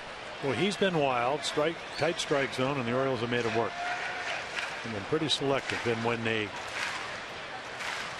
do get into these counts, and we talked about it with Paredes back in the first, they've been pretty discerning on the breaking balls in the dirt. Right like that. Field denied by Angel Hernandez. A pretty good curveball. Try to get him out on his front foot and watch him go. I mean, he'll get out there, but he's able to stop the bat. Jimmy Paredes, a big, strong guy. I mean, he's still learning how to hit at this level. And you're going to have your ups and downs. And he got him. Yeah, good changeup. That time, perfect finish, perfect location. Fourth strikeout for Tehran. Yeah, just look where the head is. I mean, the head. I mean, that is not a controlled two-strike swing. He tries to swing too hard. And the bat, of course, the changeup gets the bat out in front, and he gets the result he wanted. Adam Jones is 1 out of 2. He lined out on a nice play by Freeman, who went up to get it, and then laced a hard single in the left field in the second inning. You get the feeling he's going to hit one out tonight. You know, unless Tehran makes that slider, executes it down and away. That's a big curveball that he misses with. Too many balls in the middle of the plate to a good fastball hitter.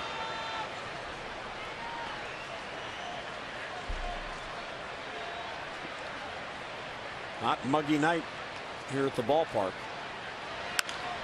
Jones to center field. Right there is Maben, and he's got it for the second out. So 2 men down, and here comes Chris Davis, and he has homered twice here tonight. In the first inning on the left, 3-run shot. Second inning on the right, a 2-run shot. So watch the hands. Now they drop behind him a little bit, but able to. First one down, second one up, able to get the bat hit. Still remember what I'm going to invoke Terry Corelli. He said the ball is A, the bat head is B. And you have to have get the bat head to the ball. And tonight Chris has done that on 2 occasions.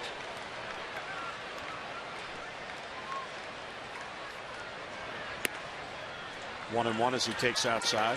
So Davis now 24 home runs. That leads the team. 65 RBIs. That leads the team. And there's Detweiler up for a 3rd time in this game.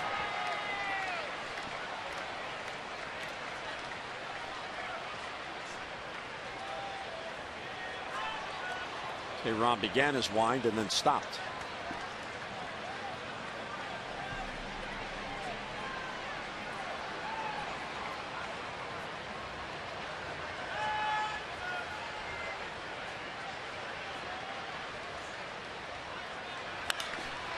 Slice foul. That'll be back in the crowd down the third base line. Ouch. 33, 18, 25, 12.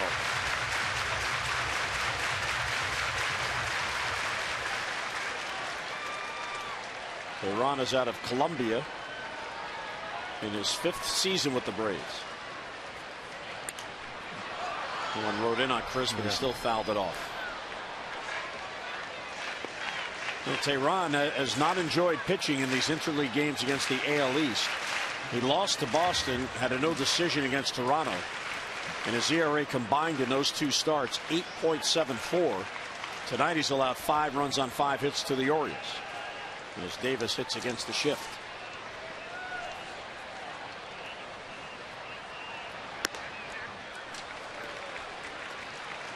We talked about it last night. I mean, the grand slam that Chris hit on Saturday kind of turned that whole series around for the Orioles. Is when Ramirez got ahead of him, and then he worked the count to 3 and 2, and hit the grand slam home run. And you know, how do you do that? You take those pitches. Are they really close? No. But when you're not seeing the ball well, you wave at it. Yeah, he was 1 and 2 in that at bat. against Erasmo Ramirez. And then he threw a 3-2 fastball, pretty much the way Teheran did the first time. And he smoked at the right center field, and the Orioles got 4 quick runs. So a 3-2 pitch. Hard hit ball into the shift. And firing to first. That was the third baseman over there, Adonis Garcia. Orioles go 3 up, 3 down. We head to the 5th. The Birds in front.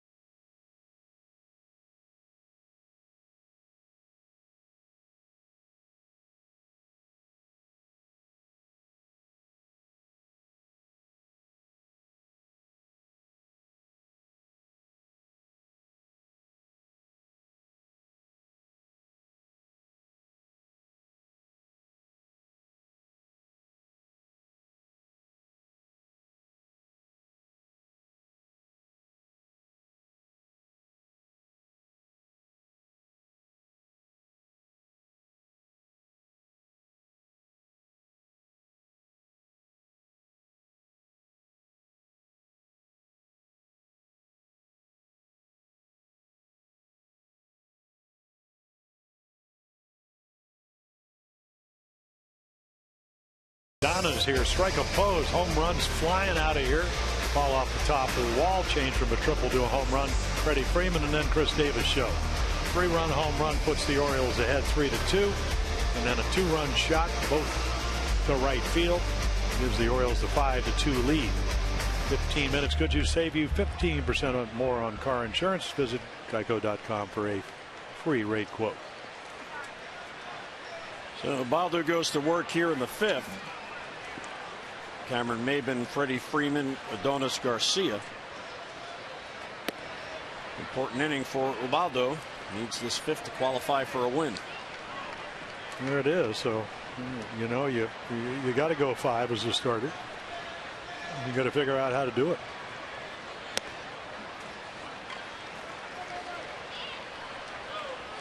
When he is at his best, and you know, again, the 2 runs early on, and now he has shut out the Braves for the last 3. It's the fastball just moves in the strike zone. So again, you throw it for the middle of the plate, it's usually not going to end there. But early on, he was really struggling. Everything was up. He's made the adjustments, and of course, they're looking for free passes. And I'm not really sure. With a 3-run lead, you want to throw a 2-1 breaking ball, because he hadn't thrown it for a strike very often tonight. But it does get the count to 3-1. And a fastball for a strike. Well, this Atlanta team, they do put the ball in play. Maybe didn't agree, but then he agreed because he had no choice. Well, they have the lowest, the fewest strikeouts. The lowest strikeouts and the lowest home runs. Bounce towards Hardy. JJ's there. Guns it across. You get the hustling Maben. And 1 away here in the 5th inning. O's fans never miss a game update, behind the scenes moments, or exclusive contests. Just follow @MASSAN-Orioles on Twitter, as Jim Palmer does, for all the latest Orioles buzz. Again, that's @MASSAN-Orioles on Twitter.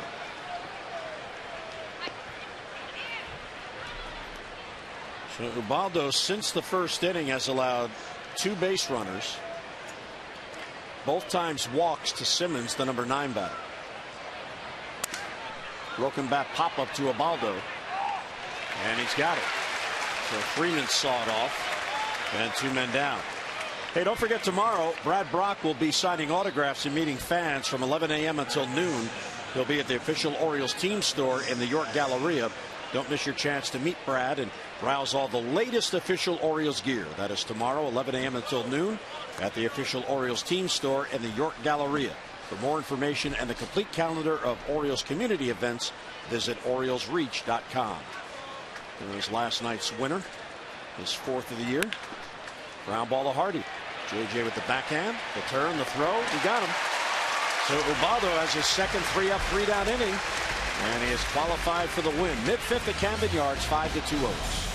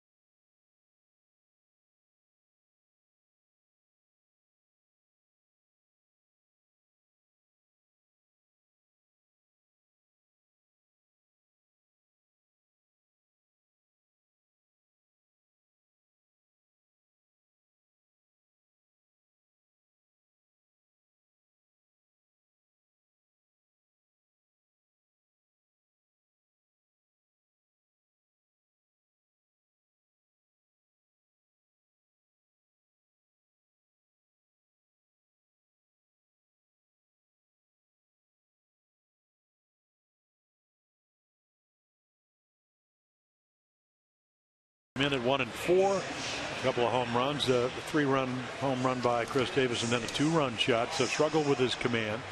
You can see right there a lot of pitches in 4 innings. Ross Detweiler will come on to pitch, and again our AT&T call to the bullpen. AT&T, proud partner of the Baltimore Orioles. AT&T mobilizing your world. Well, a lot of fastballs. Got a good arm, sharp breaking ball. We should go back. Orioles first saw him when he came up with the Nationals. Yeah, he was with Texas. The Orioles actually saw him when the Rangers were here. The Rangers took 3 of 4 in that series, and then they designated him for assignment and eventually placed him on waivers. He rejected the minor league assignment, so he became a free agent and signed with the Braves. Well, you're young, you have a good arm, and you're left-handed. And they're building. Yeah, and you're going to get a job. I mean, it's all about a new ballpark. What, a couple of years from now, 2017, young pitchers. There's one of them. Iran will leave. And didn't have his best stuff for command tonight. The Orioles took advantage of it. Here's Travis Snyder, who singled his last at bat to snap his 0 for 14. Fastball is upstairs, 1-0. Yeah, he was. When we talk about Ross Detweiler, he was a starter, so he's got 4 pitches. He's got sinker and slider, 93 to 94, and slider, and then one he takes off, and then a changeup. It's the problem when you've always been a starter. Can you pitch in the bullpen, pitch in frequently, throw strikes, throw quality strikes?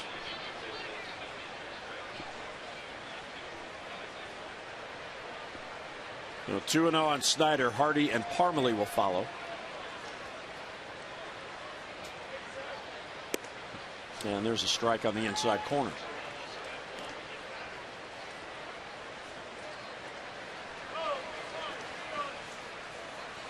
But Showalter keeps saying, I'm looking for somebody to seize that left field job, get hot and take it. There's a weak ground ball right back to Detweiler. Reimold is hitting back-to-back games, not in the lineup tonight with the right-handed starter, and Snyder given another chance. Well, tickets are on sale now for the Orioles Hall of Fame luncheon. It'll be Friday, August 14th. It's at noon in the warehouse right here at Oriole Park. The luncheon will honor Melvin Mora, Gary Renicky, John Lowenstein, and Fred Ullman Sr. before they're honored that evening during a special on-field ceremony prior to the Orioles game at 7:05. Tickets for the luncheon are available by calling 410-247-2703 or visit Orioles.com for more information. That is always a very special day for the Orioles franchise, the Hall of Fame inductions.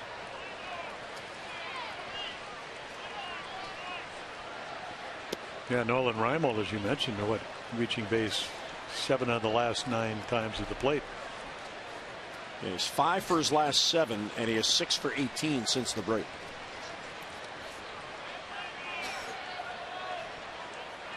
On 1 on JJ, who's 0 for 2, trying to extend his hitting streak. Detweiler is 29 years old, and he was a first-round pick of the Nationals back in 2007 out of Missouri State. Good off-speed pitch, 1 and 2. Yeah, there's the hook, and he does have 4 pitches. He developed those coming up. I mean, he was rushed to the big leagues. And one of those guys, you know, #1 guy, figure he'll figure it out. And he had some shoulder problems. And that's hard to do. Yeah, he was traded to the Rangers by the Nats just this past December. So this is his first year not in the Rangers organization, or in the Nationals organization. He's spent time with the Rangers before being released, and now he's pitching for Freddie Gonzalez.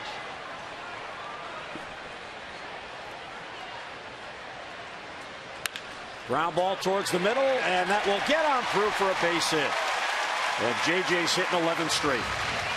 Yeah, just the ability to feel confident, and you know, he swings through one curveball and then he sees another one. It's not quite as good. I mean, he doesn't hit it hard, but he finds a hole. So this time, I mean, it just stays up enough. Now Detweiler can't get it. I mean, tremendous 6'5", almost snags it, but does it. JJ's got him. You can just see how he's staying through the ball. I mean, the plate coverage a lot better. And so along with that, the bat speed. Chris Parmelee walked in the first, called out on strikes in the third. And bounces in there.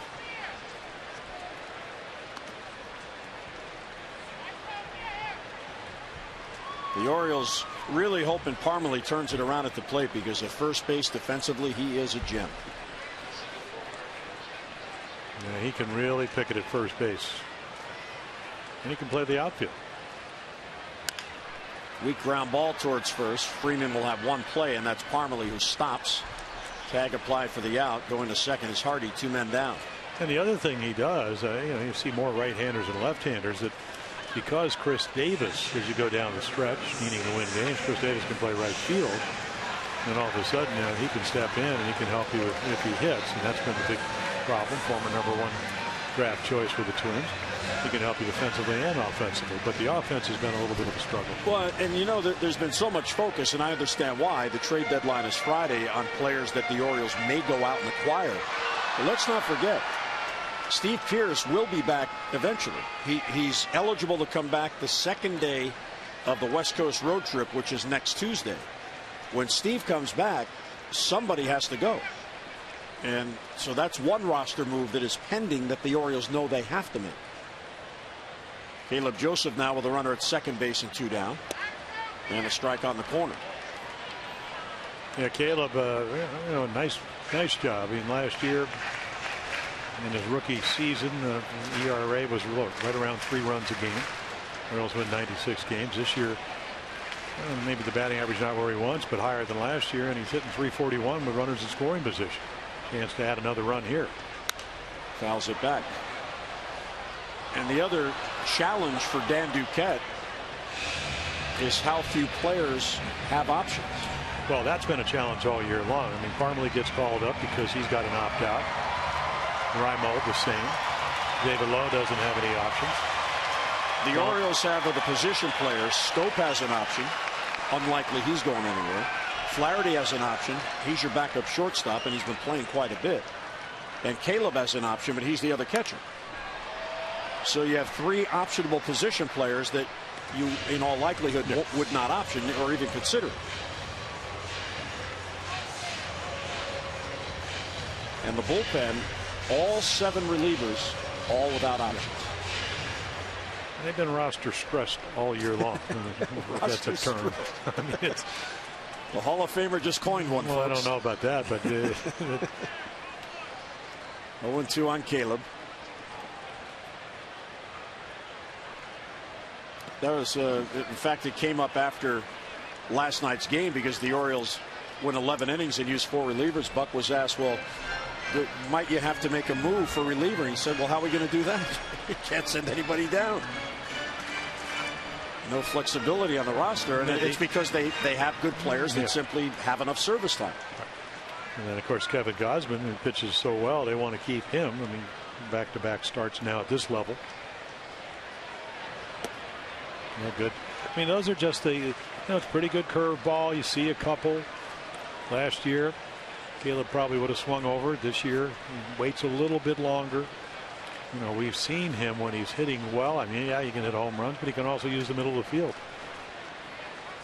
Now, of course, the problem, Jace Peterson's playing there. Their second baseman is right up the middle, so it's kind of a semi-shift. And a base hit for Caleb Joseph. He does get it up the middle. Hardy will score easily as Maven was shaded towards right center. There's a big add-on run for the O's as Caleb delivers, and the Orioles now lead it 6-2. Perfect night.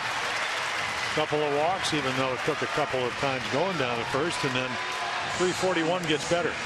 Takes the curveball, gets a fastball, short swing, and just pings it into center field. Well, those 2-out runs are big, big, big for teams. I didn't really like any of the outs runs. 1 run, nobody out.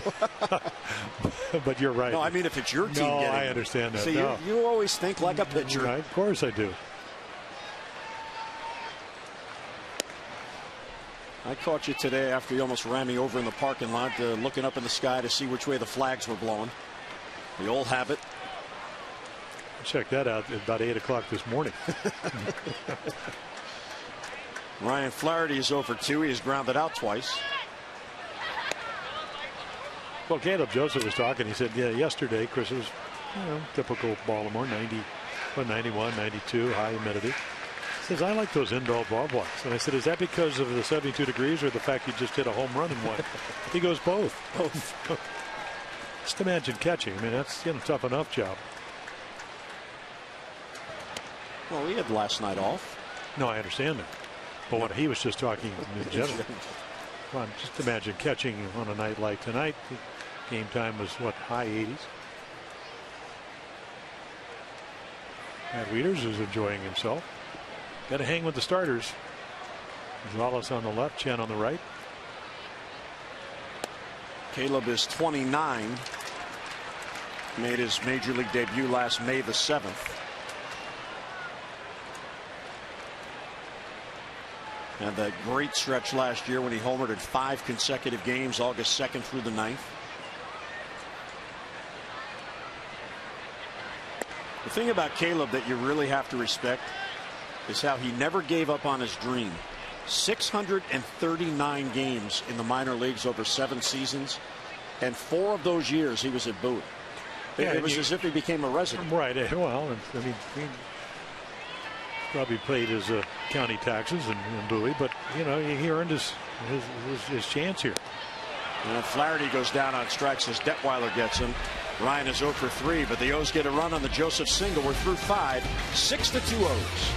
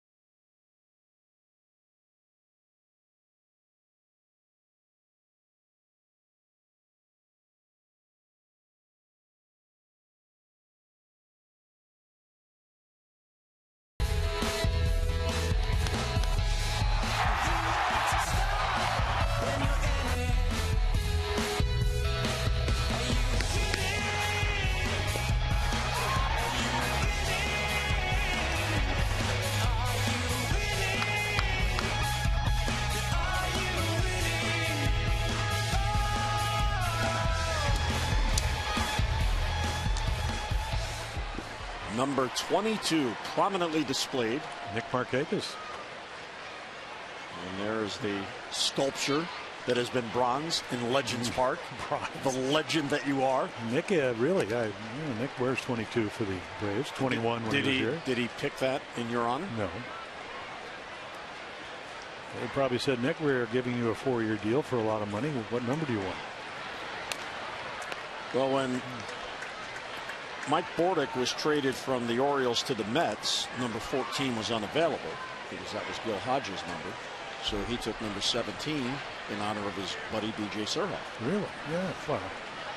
So I thought maybe Nick, right into the shift goes Pierzynski. That's Hardy. And he's got it over to first for the out and one away. And as promised earlier in the game, we've selected the Data Strong fan photo of the game.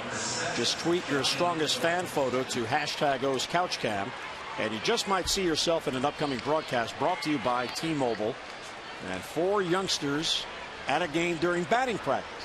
Oh, that's a great shot. All decked out in their Orioles gear.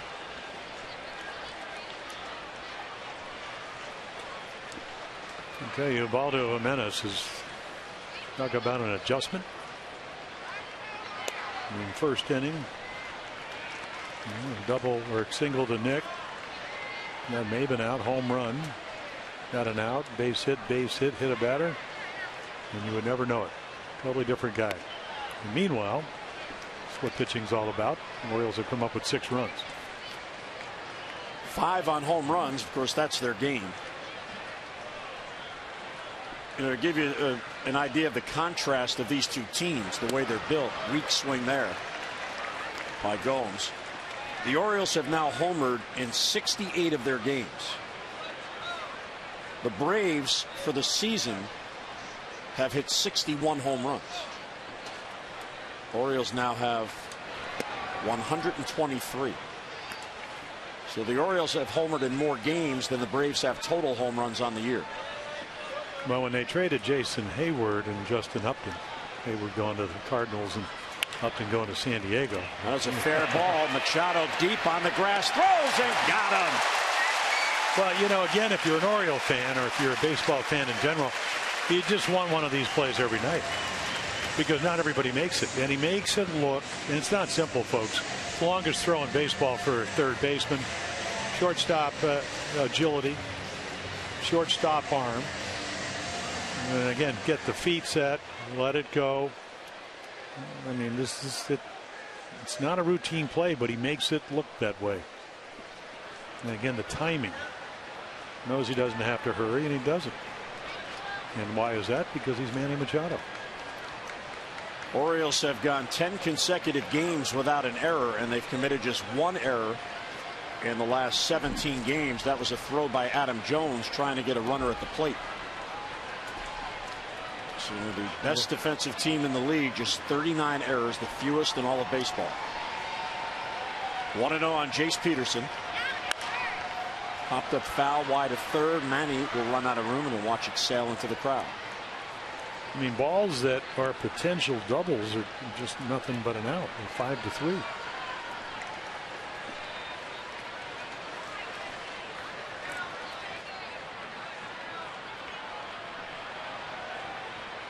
So Ubaldo is not away from a quality start. And after that first inning, it looked like it would be anything but that tonight. Swing and a miss, 1 and 2 on Peterson. I mean, he had 2 runs in, 3 batters into the game. Then with 2 men down, proceeded to load the bases before getting out of it. Ground ball towards Machado. He was wide of the bag. And he'll get Peterson at first. So a 3-up, 3-down inning for Ubaldo, who has now retired 7 consecutive batters. Mid-6th, Jimenez and the O's with the lead.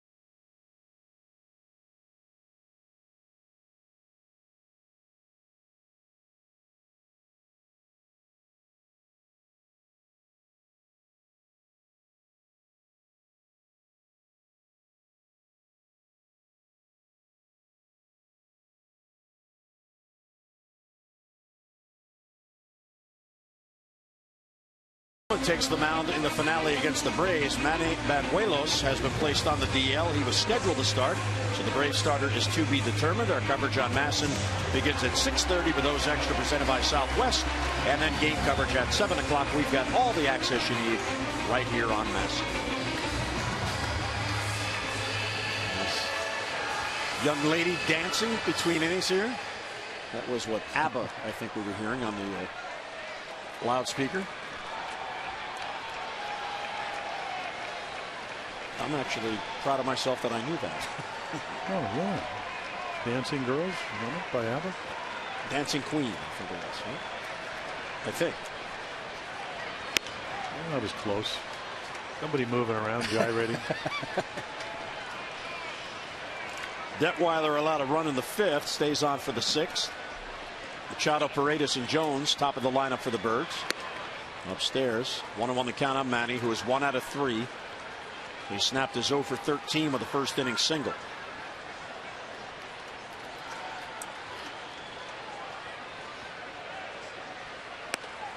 It was interesting at Buck's pregame presser today because Manny batted third 3 days in a row and he went hitless in the 3 days in a row. And when reporters went to the locker room today, they saw that Manny was back in the leadoff spot, and Buck was asked, well, is that the reason? You know, he wasn't really hitting as a number 3 batter, and Buck said, for 3 games. that had nothing to do with it. And who are the matchups? Right. But to give you an idea of how good he's been, the 2-2 pitches, bounced to third, tough play, and it gets past Garcia into left field. He tried to allay it, and the ball skipped past him. Well, again, we talked about, whether it's miles per hour or how balls are hit. And again, do they have top spin? Do they have slice? This ball's hit hard. I mean, it's a hanging curveball. And again, if you don't play a lot of third base, you got a choice. You could either, you never go across, and that's exactly what he did. Either take a step back. I learned this from Mike Portick to kind of play it in X's.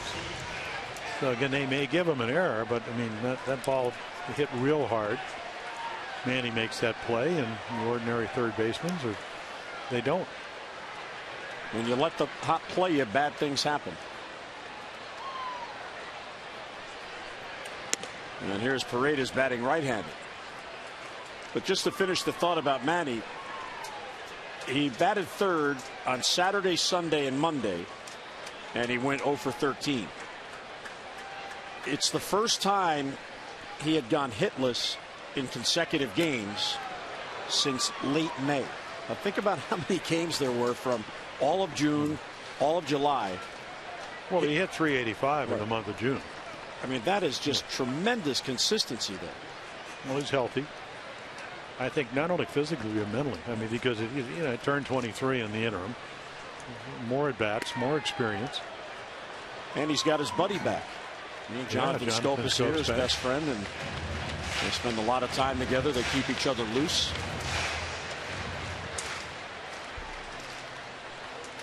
Jonathan on the bench tonight. He played last night.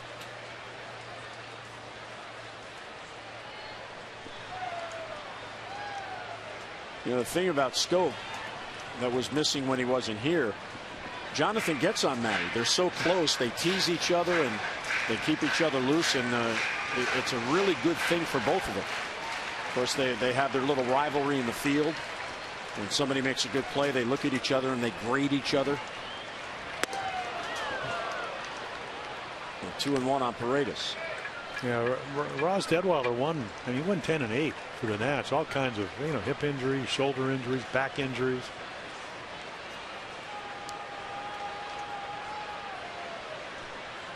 Two and 1 on Jimmy.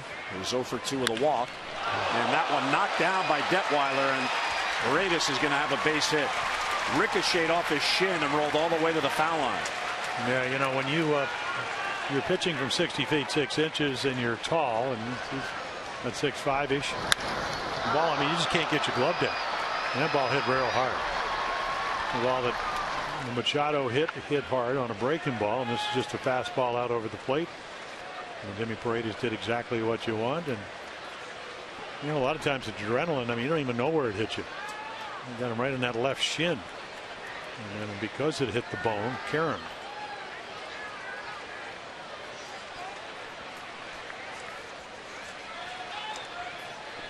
Yeah, the last thing you want to do is pitch with a foot or a leg injury, and especially that's his push-off leg. Exactly, or the landing one. Yeah, Jeff Porter, the head trainer, going to make sure of that, and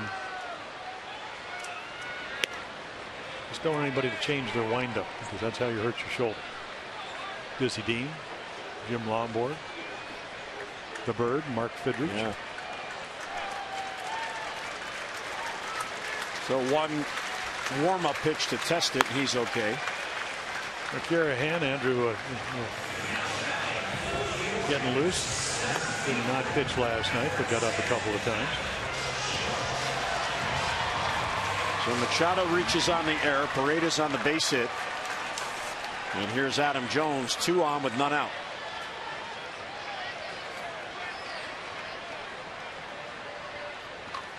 Jones is 1 for 3 with a single and a run scored. Foul back to the right.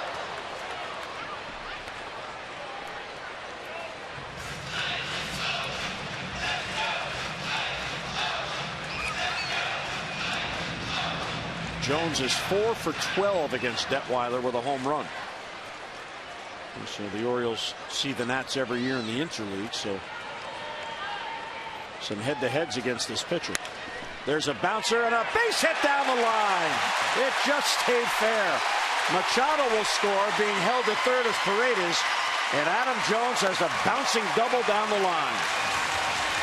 And a big smile on his face, at least eventually. You know, he had a rocket the first time. Freeman snared it. And then a single to left, and right here just goes with you. Play off the line. That's percentage baseball, and right over the bag. Didn't have to land fair, but it did. So Adam now with 101 hits on the year with his 2 tonight. Here comes Freddie Gonzalez for a pitching change. Yeah, that's smart hitting. And Adam now with 30 multi-hit games. Trails only Manny, who has 31, and we're going to get McCarahan coming in here in the 6th. 2 on, a run in, none down. McCarahan on for the Braves.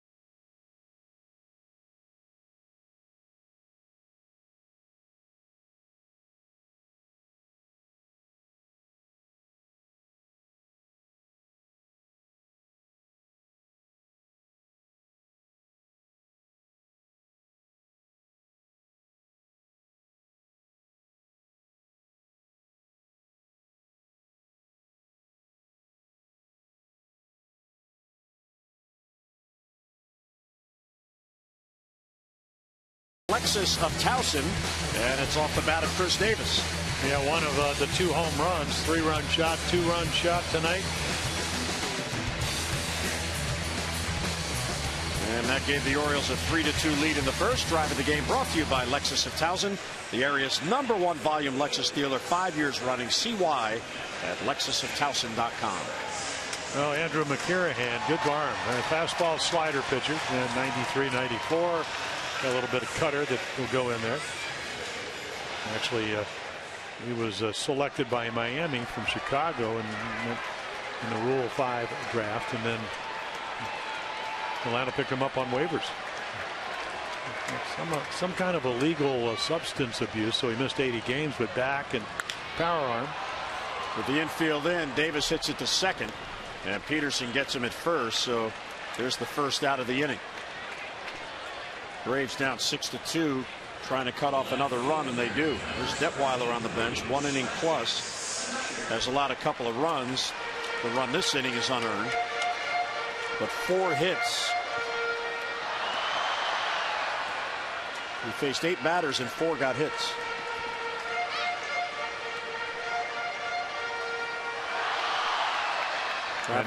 Now they'll really bring the infield in. Way in.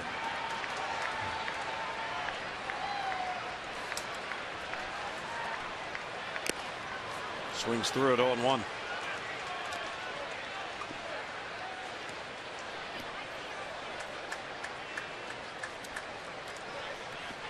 Braves bullpen has 8 tonight because of the roster move. Babuelos on the DL, so they added a reliever. David Carpenter's in the bullpen.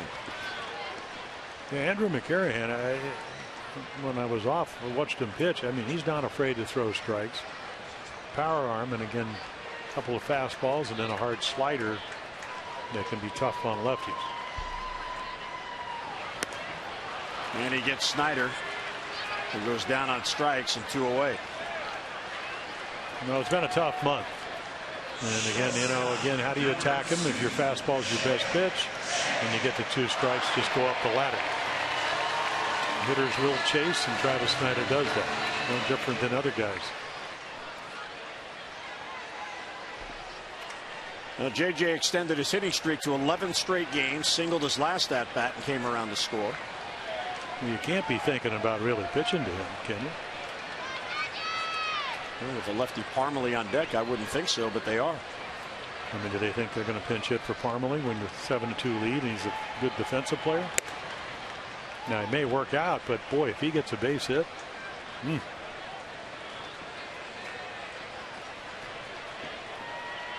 got one guy hitting .339 with runners in scoring position.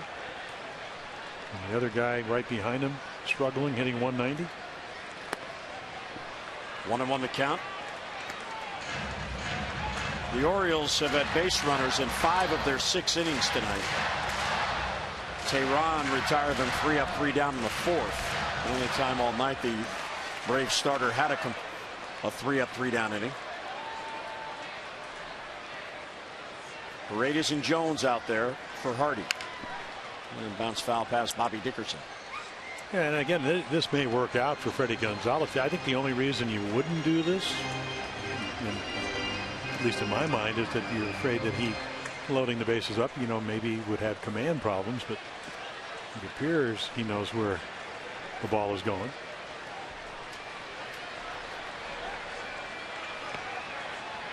It's ahead of JJ 1-2.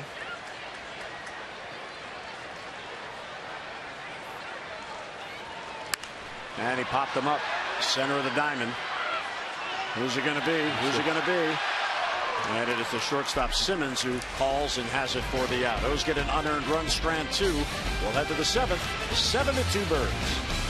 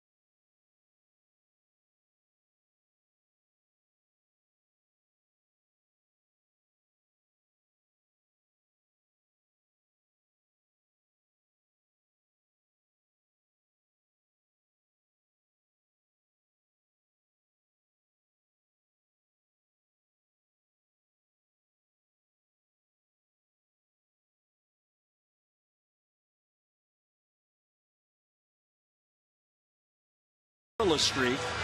He came in 63 consecutive games without an error. And Jim, here the highest defensive WAR, the wins above replacement, as shortstops since 2013. J.J. Hardy is third on that list. Only Andrelton Simmons and Zach Cozart have a higher WAR rating than J.J. Hardy. And check out Simmons, back-to-back Gold Gloves. Actually, 2 years ago won the Manny Machado Platinum Gold Glove, or Platinum Glove, which is the best of all the defenders.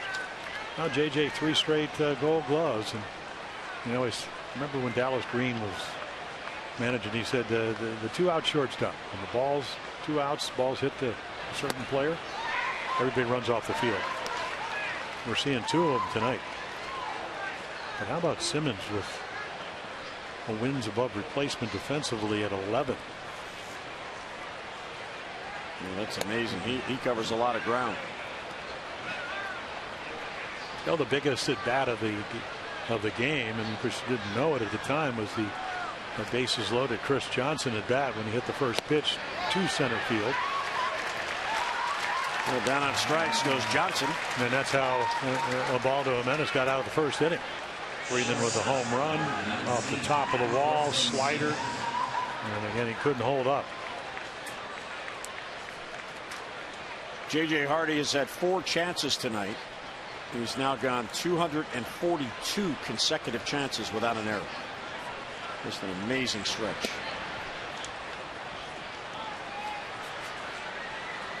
I mean, it's, you know, one of those stretches. Where were you when? Well, how about Mike Bortix? Our colleague, what 110 games or something without an error?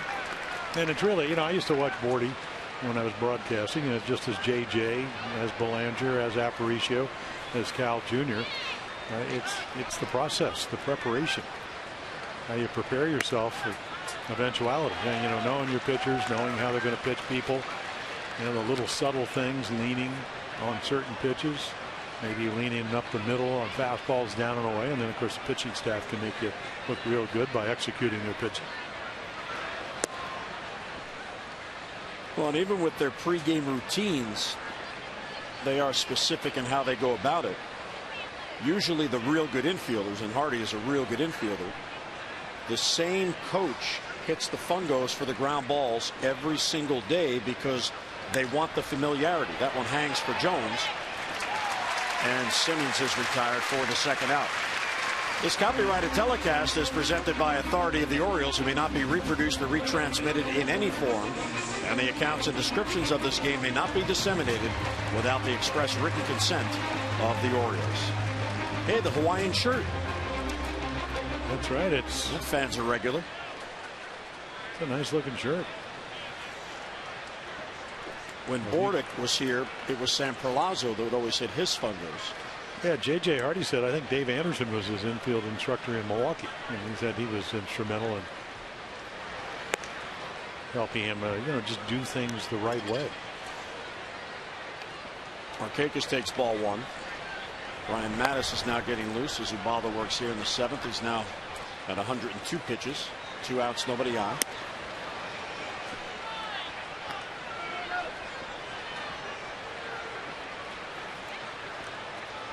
Well, if he can get through this inning after that first inning when 8 men came to the plate, that would be some effort and outing for Ubaldo. Never thought that was going to happen.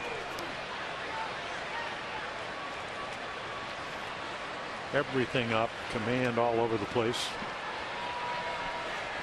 But once again, you get out of trouble, and then the Orioles offense came to the rescue. So there's a 4-pitch walk. Markakis will head to first. 3rd walk by Ubaldo. He may be given one more batter to try to get this 3rd out since it's a right-handed batter. Yeah, they've been able to, Cameron Nemaman, who's going to step to the plate, be able to get in not only last night, but tonight inside part of the plate. Maven has grounded out all 3 times. He is now just 4 for his last 21, and here's another bouncer. J.J. in between hot will flip to Flaherty, and Ubaldo gets through 7. Our 7th inning stretch and our Honda do-ups as we go to the bottom of the 7th. Parmalee, Joseph, and Flaherty.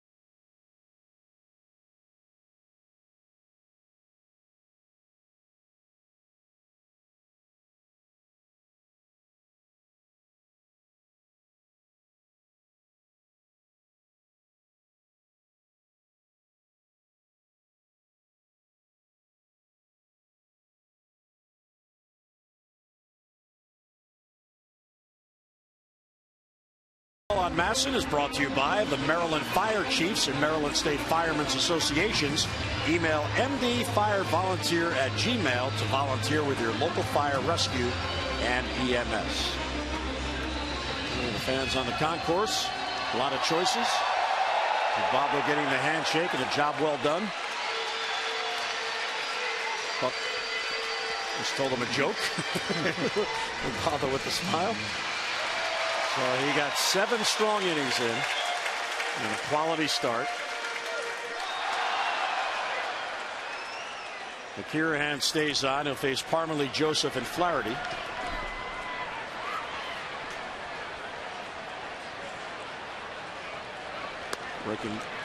Fastballs upstairs.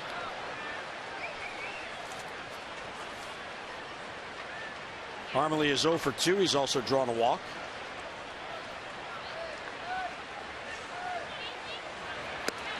Check swing. And he went too far, Angel Hernandez says. Ball and a strike on Chris.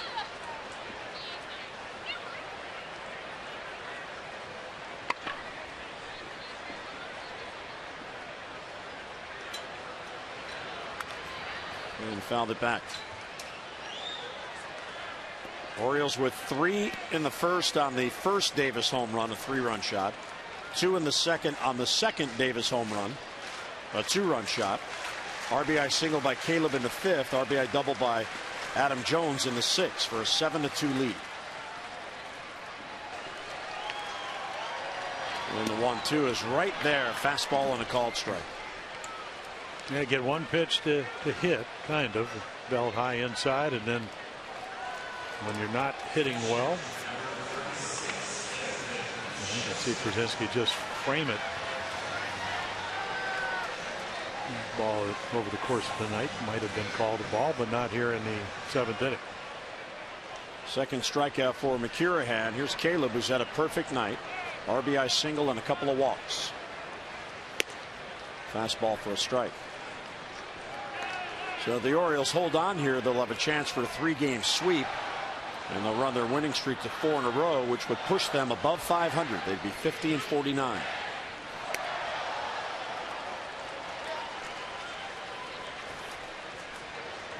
Yeah, David Ardsma, but we saw him. He had all kinds of injuries, but he's back pitching in the big leagues.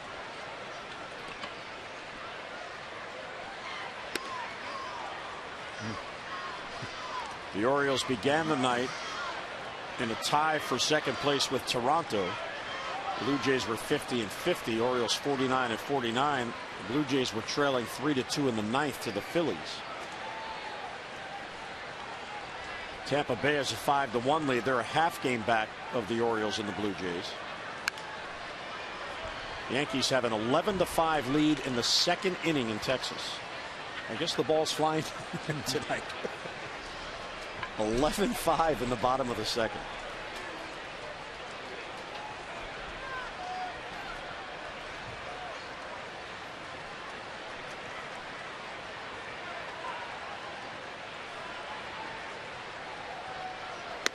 And Caleb goes down on strikes, can't reach the high fastball. Yeah, you can see why the Cubs were thinking about as a AAA pitcher, not on the 40-man roster. They're taking McKirahan. He's got a nice arm. You got J.J. Hardy out on a good cutter right here. He just throws the high fastball right by Caleb Joseph. In that game in Arlington, Texas scored 5 runs in the bottom of the 1st, and the Yankees scored 11 runs in the top of the 2nd. Flaherty swings through it. Yeah, Martin Perez coming off Tommy John surgery. 7 hits, 8 runs, 1 strikeout.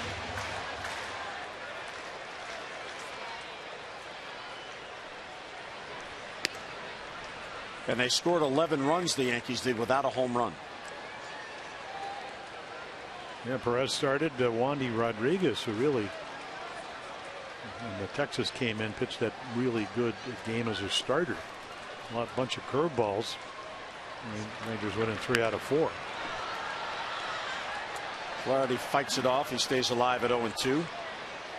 Ryan is hitless on the night. A couple of ground outs and a strikeout. And Ryan now 0 for his last 18.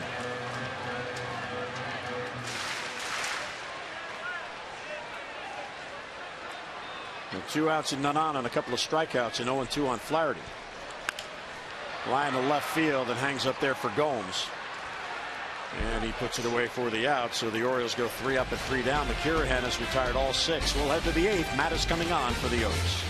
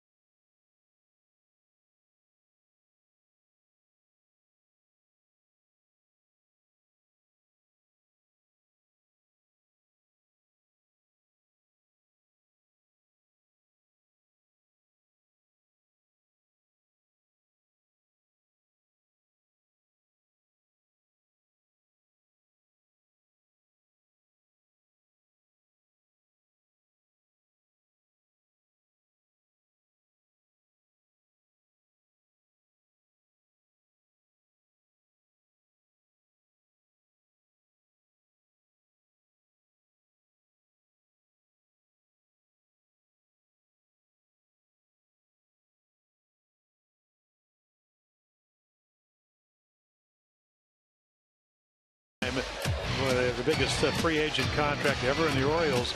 Struggled early after struggling his last 2 starts, but really righted the ship. Great pitches. Gets into the 7th inning, gets through the 7th inning. Some excellent pitches as the game progressed. After he was able to get Chris Johnson the line out with the bases loaded. There you go. 4 hits, 7 innings. Meanwhile, the Orioles get 7 runs on the board. And now it's time for a little relief for your car too. Visit Jiffy Lube for regular oil changes and help prevent damage and wear to your engine.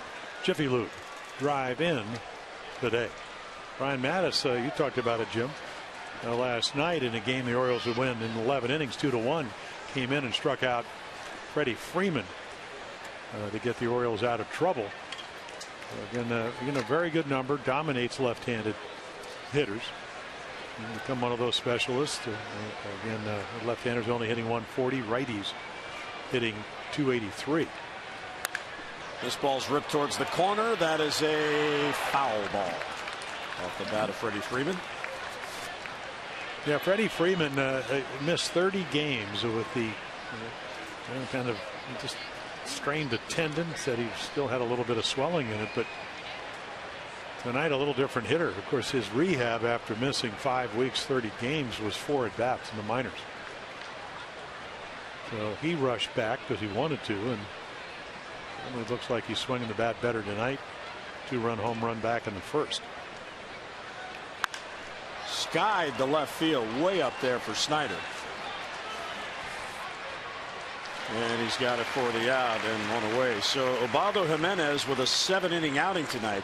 Here are the most starts of at least 7 on the staff, and Ubaldo now just 1 behind the team leader, Wei-Yin Chen. Miguel Gonzalez has 6. Chris Tillman 5. Mike Wright had 2 his first 2 starts when he was here. Kevin Gausman had 1 last night. Bud Norris had 1 while he was in the rotation. The Orioles now have 32 starts of at least 7 innings in their 99 games. Yeah, they score for Gonzalez, score for Jimenez, don't score for Chen. And he still leads in that department. Yeah. Well, he's had a real good year. You never know from the 1-loss record, but very, very consistent. Now, Jim, since Brian Mattis has returned following his suspension for the substance on his forearm, goo, he's been in 14 games and has allowed 1 run in 12 2/3 innings. So he has been very, very effective since coming back. A lot of strikeouts, a lot of strikes. Line towards the middle, softly hit, but it finds the hole, and there's a 1-out single for Garcia. So the Braves get a base runner. That's their first hit since the first inning. Follow the Orioles wherever you are with MLB.com At Bat. It is the #1 app for live baseball. At Bat is up to the moment at any moment with in-game highlights, live look-ins, replay reviews, radio broadcasts, StatCast, and more. At MLB.com At Bat for your smartphone or your tablet. Jim and I both love the At Bat feature. Oh, as we were both checking the Yankee-Texas score on our At Bat feature during commercial. Here's A.J. Pierzynski's 1 out of 3.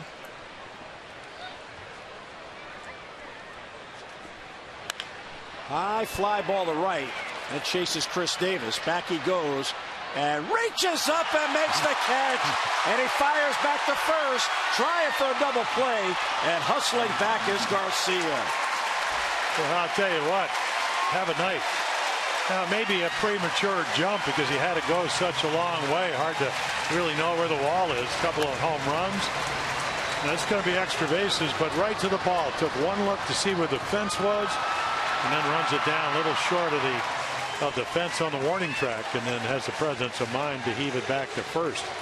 First thing you got to do, though, is catch it, and he does. So that'll do it for Mattis with a right-hander coming up. He'll leave, run around at first, and Chaz Rowe comes on for the O's.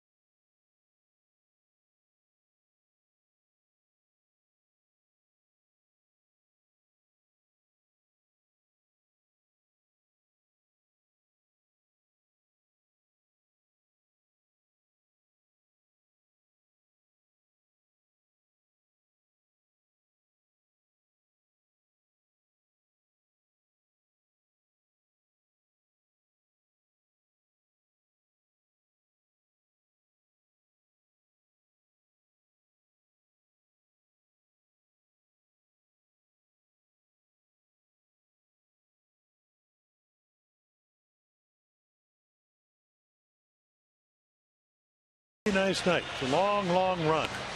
Pierzynski, a little breaking ball hit high and a chance to run under it, and that's exactly what he does.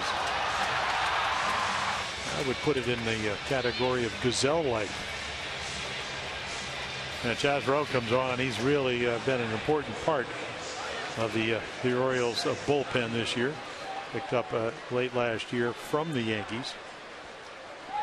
Again, a lot of strikeouts. Less hits than what I like is the whip, the walks and hits per inning, per 9 innings. It's what, 1.12. Facing Johnny Gomes, Rowe has never faced any of the Atlanta batters.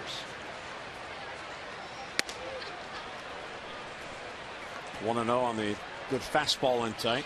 Gomes singled in the first, and until Garcia singled here in the 8th, that was the last Braves hit.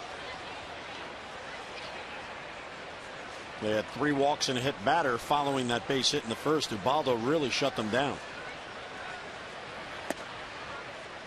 Strike on the corner. Gomes doesn't think so. Yeah, pretty good velocity, and as far as 92, 93. When you look at bullpen arms, a lot of guys maybe throw a touch harder than that, but a lot of movement and a slider that anybody would like.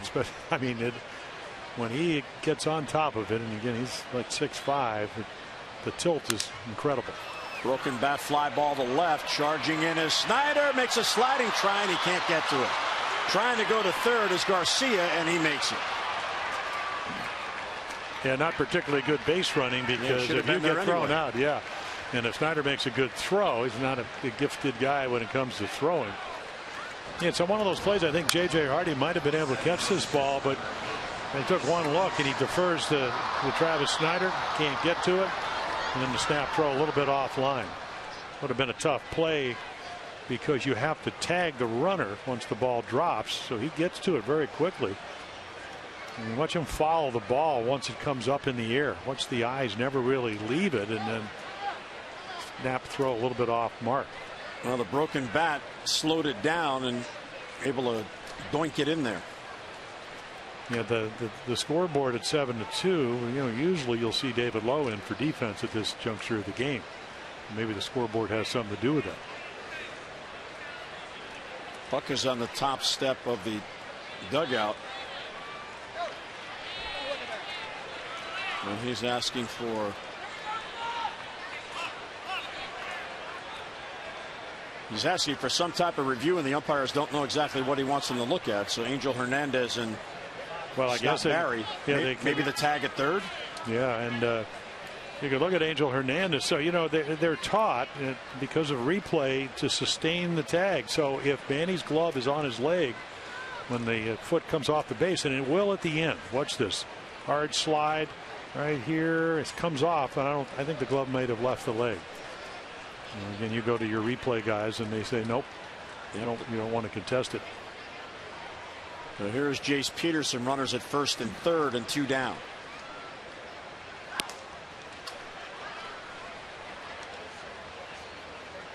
Peterson was hit by a pitch in the first inning that loaded the bases with 2 down. He was out on a great play by Caleb Joseph on a bunt attempt, and then grounded out to Machado at third. Breaking ball breaks in there for a strike. Yeah, his slider can be so good that normally you like the pitch at the bottom of the zone with that pitch, and he'll get it up and guys will still swing through it or take it. It must be a very late breaking slider, but again, the tilt, because he's tall, gets on top of it. And there's a good two-seamer that runs away from the bat head. Yeah, you can see, as the guy that started early on working with Dom Cheedy, Dave Wallace, the bullpen and pitching coach, had that third pitch. But when you come into these situations looking for outs, it's hard to not throw your 2 best pitches. I would imagine that he will add that pitch in spring training next year. 1-2 with 2 down, runners at first and third. Towards the middle, and a base hit for Peterson, and a run will score. Here's Garcia to come in.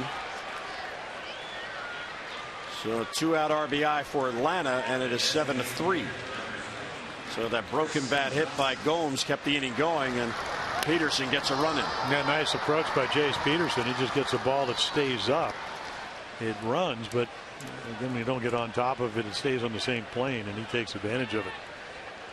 Larry Pendleton, first base coach, former MVP in the National League back in 1991. There's Chris Johnson, who is hitless on the night. He is DHing. A ground ball weakly at the first. Parmalee backhands, will go to the bag unassisted, and the inning ends. So Atlanta gets a run. They strand 2. We'll head to the bottom of the 8th with the Orioles in front 7-3.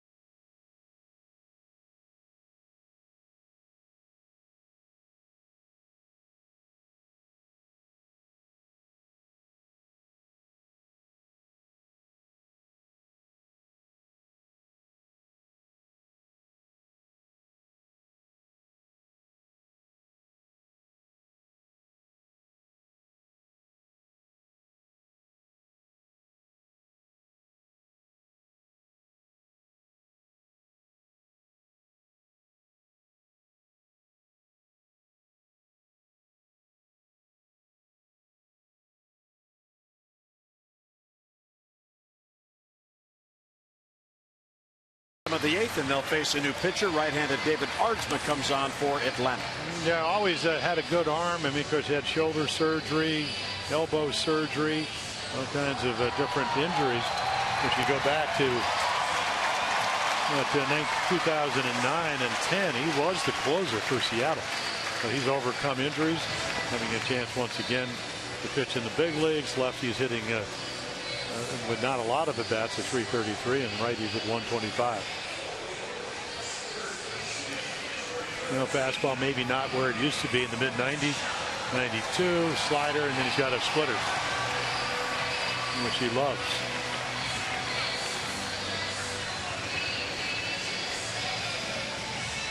So the right-hander will go to work on Manny Machado.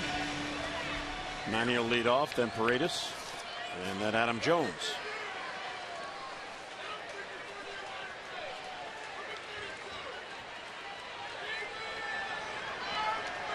So Ardsma began the year in AAA and now up at the big club.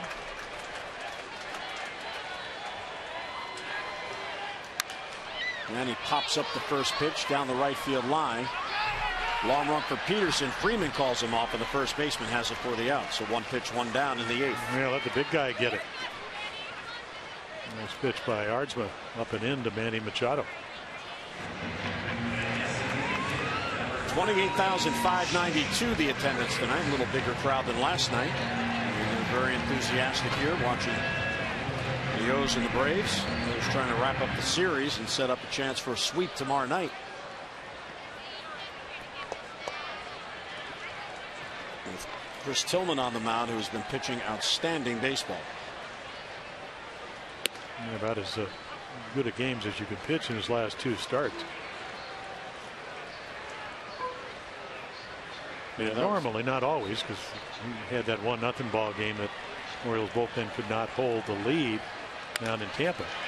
And another play by Freeman. Second base hit he's taken away tonight. Well, he's a very, I mean, not only is there the best hitter now, they traded to Hayward and Justin Upton, but he can pick it. And again, his rehab was 1 game in the minor league.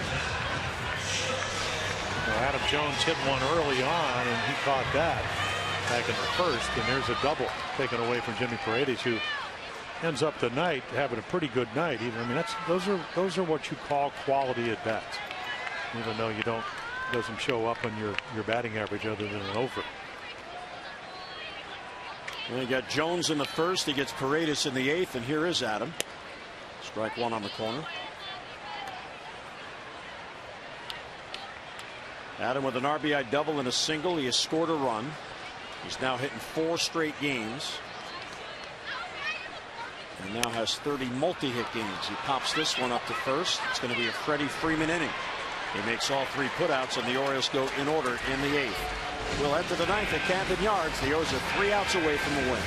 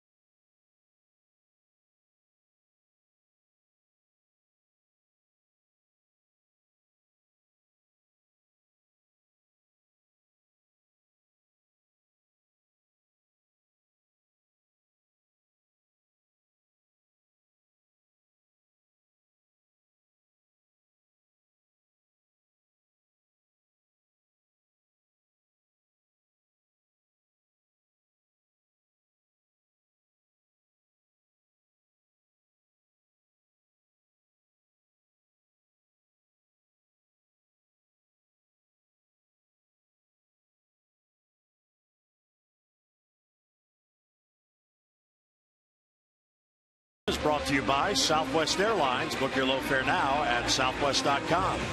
And by visitannapolis.org.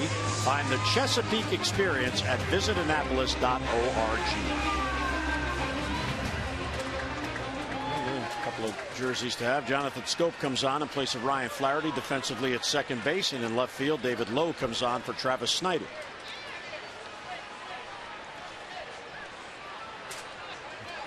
And there's a security guard locked on the field in center field. They closed the gate before he got back down. Thank you. The Orioles were trying to sneak in an extra defender. Here's Andrelton Simmons. And there's a strike from Chaz Rowe, who stays on. Yeah, I was doing the World Series on ABC, and Ozzie Bush is on the Clydesdale riding around. He's about 80-some years old, and they close the gates, and the horses don't know where to go. And it goes right over the mound. Almost, the wagon almost tipped. And of course, you're trying to do your on camera. The roar was unbelievable. You know, again, I guess it's a little bit better not to let the security guy out versus this Clydesdale. There's a lot of bad things can happen when you have all those horses on a field. Yes. If you understand what I'm talking about. Yes. Breaking ball for a strike. What a pitch. Yeah, that was a slight. I mean, that's kind of a backdoor slider. I'm not sure he tried to throw it there, but the break fools hitters. Ubaldo back out on the bench, hanging out with the starters, chatting it up with Miguel. Well, lesson to be learned by all the starters. Didn't look like he'd make it out of the early innings, and didn't give up another hit till what, the 7th. Meanwhile, the Orioles, the bats come to the rescue. If you want a veteran presence.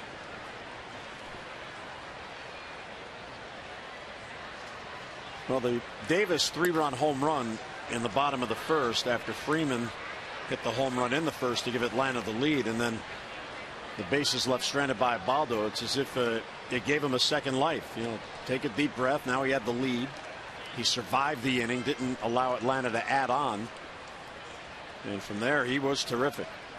He allowed 4 hits, all 4 hits in that first inning. Right at Scope. Jonathan gobbles it up and one away here in the 9th. Well, it's nice to be able to trust the bullpen, and of course Chaz Rose, you pitch to the scoreboard, and when it says 7-3, to trust your stuff, throw a 2-seamer, it runs just a little bit, and then your defense, that kind of abbreviated shift with Scope way up the middle.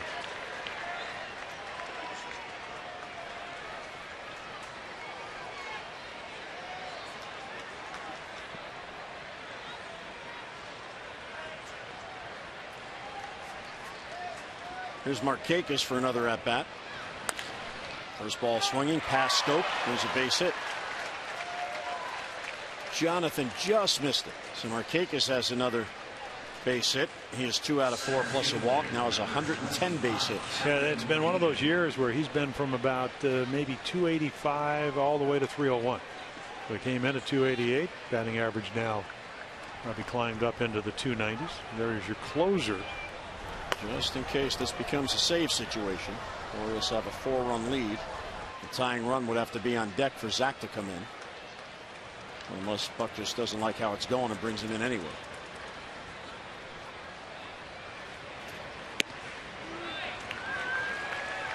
Cameron Maybin, is anybody going to pitch me out over the plate where I like it? Another good pitch right there. They've just been running the ball in on. If Maybin gets on, it does become a save situation, and Freeman is a left-handed batter. He's on deck. Another slider for a strike, 0-2. How about Tampa? David Price, which could be his last start. They get him for 5 runs, lead 6-1. Another big game down in Houston. Angels were ahead 5-4, and Houston's come back to take the lead in that one 6-5. And the Yankees lead it 15-5 in the 3rd. Chris Young hit a grand slam to make it 15-5.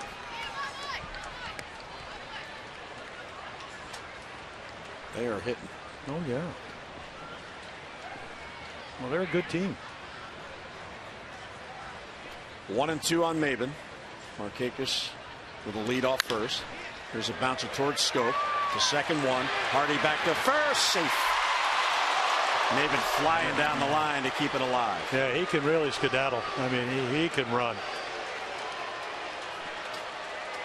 And of course, you play for guys. I mean, Freddie Gonzalez, we talked about the fact this whole staff talking about Atlanta in a rebuilding year. You're not, obviously, if he doesn't run this out, it's a double play. Game's over. But he aired it out. Markakis going in pretty hard on his former teammate. And here's Freeman. 2-run home run in the first. He has since flied out twice and popped up. He popped up to the pitcher's mound, which you don't see very often. Ubaldo struggled with a command, at least especially early, but he was able to jam a lot of hitters. And slider got right in on Freeman's fist.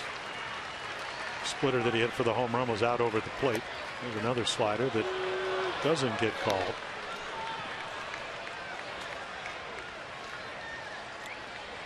Skipper still looks nervous. Well, you need another out. You need 27 of them.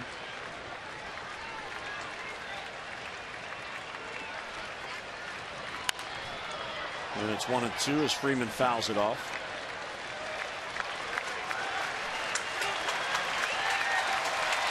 So after losing 4 in a row last week, the O's are out away from making it 4 straight wins, and the fans are coming to their feet.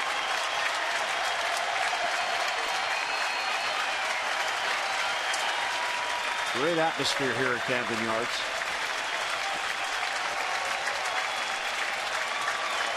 Struck him out, and the ball game is over. So Chaz Rowe comes on and goes the final inning and a third. And the Orioles have won 4 in a row.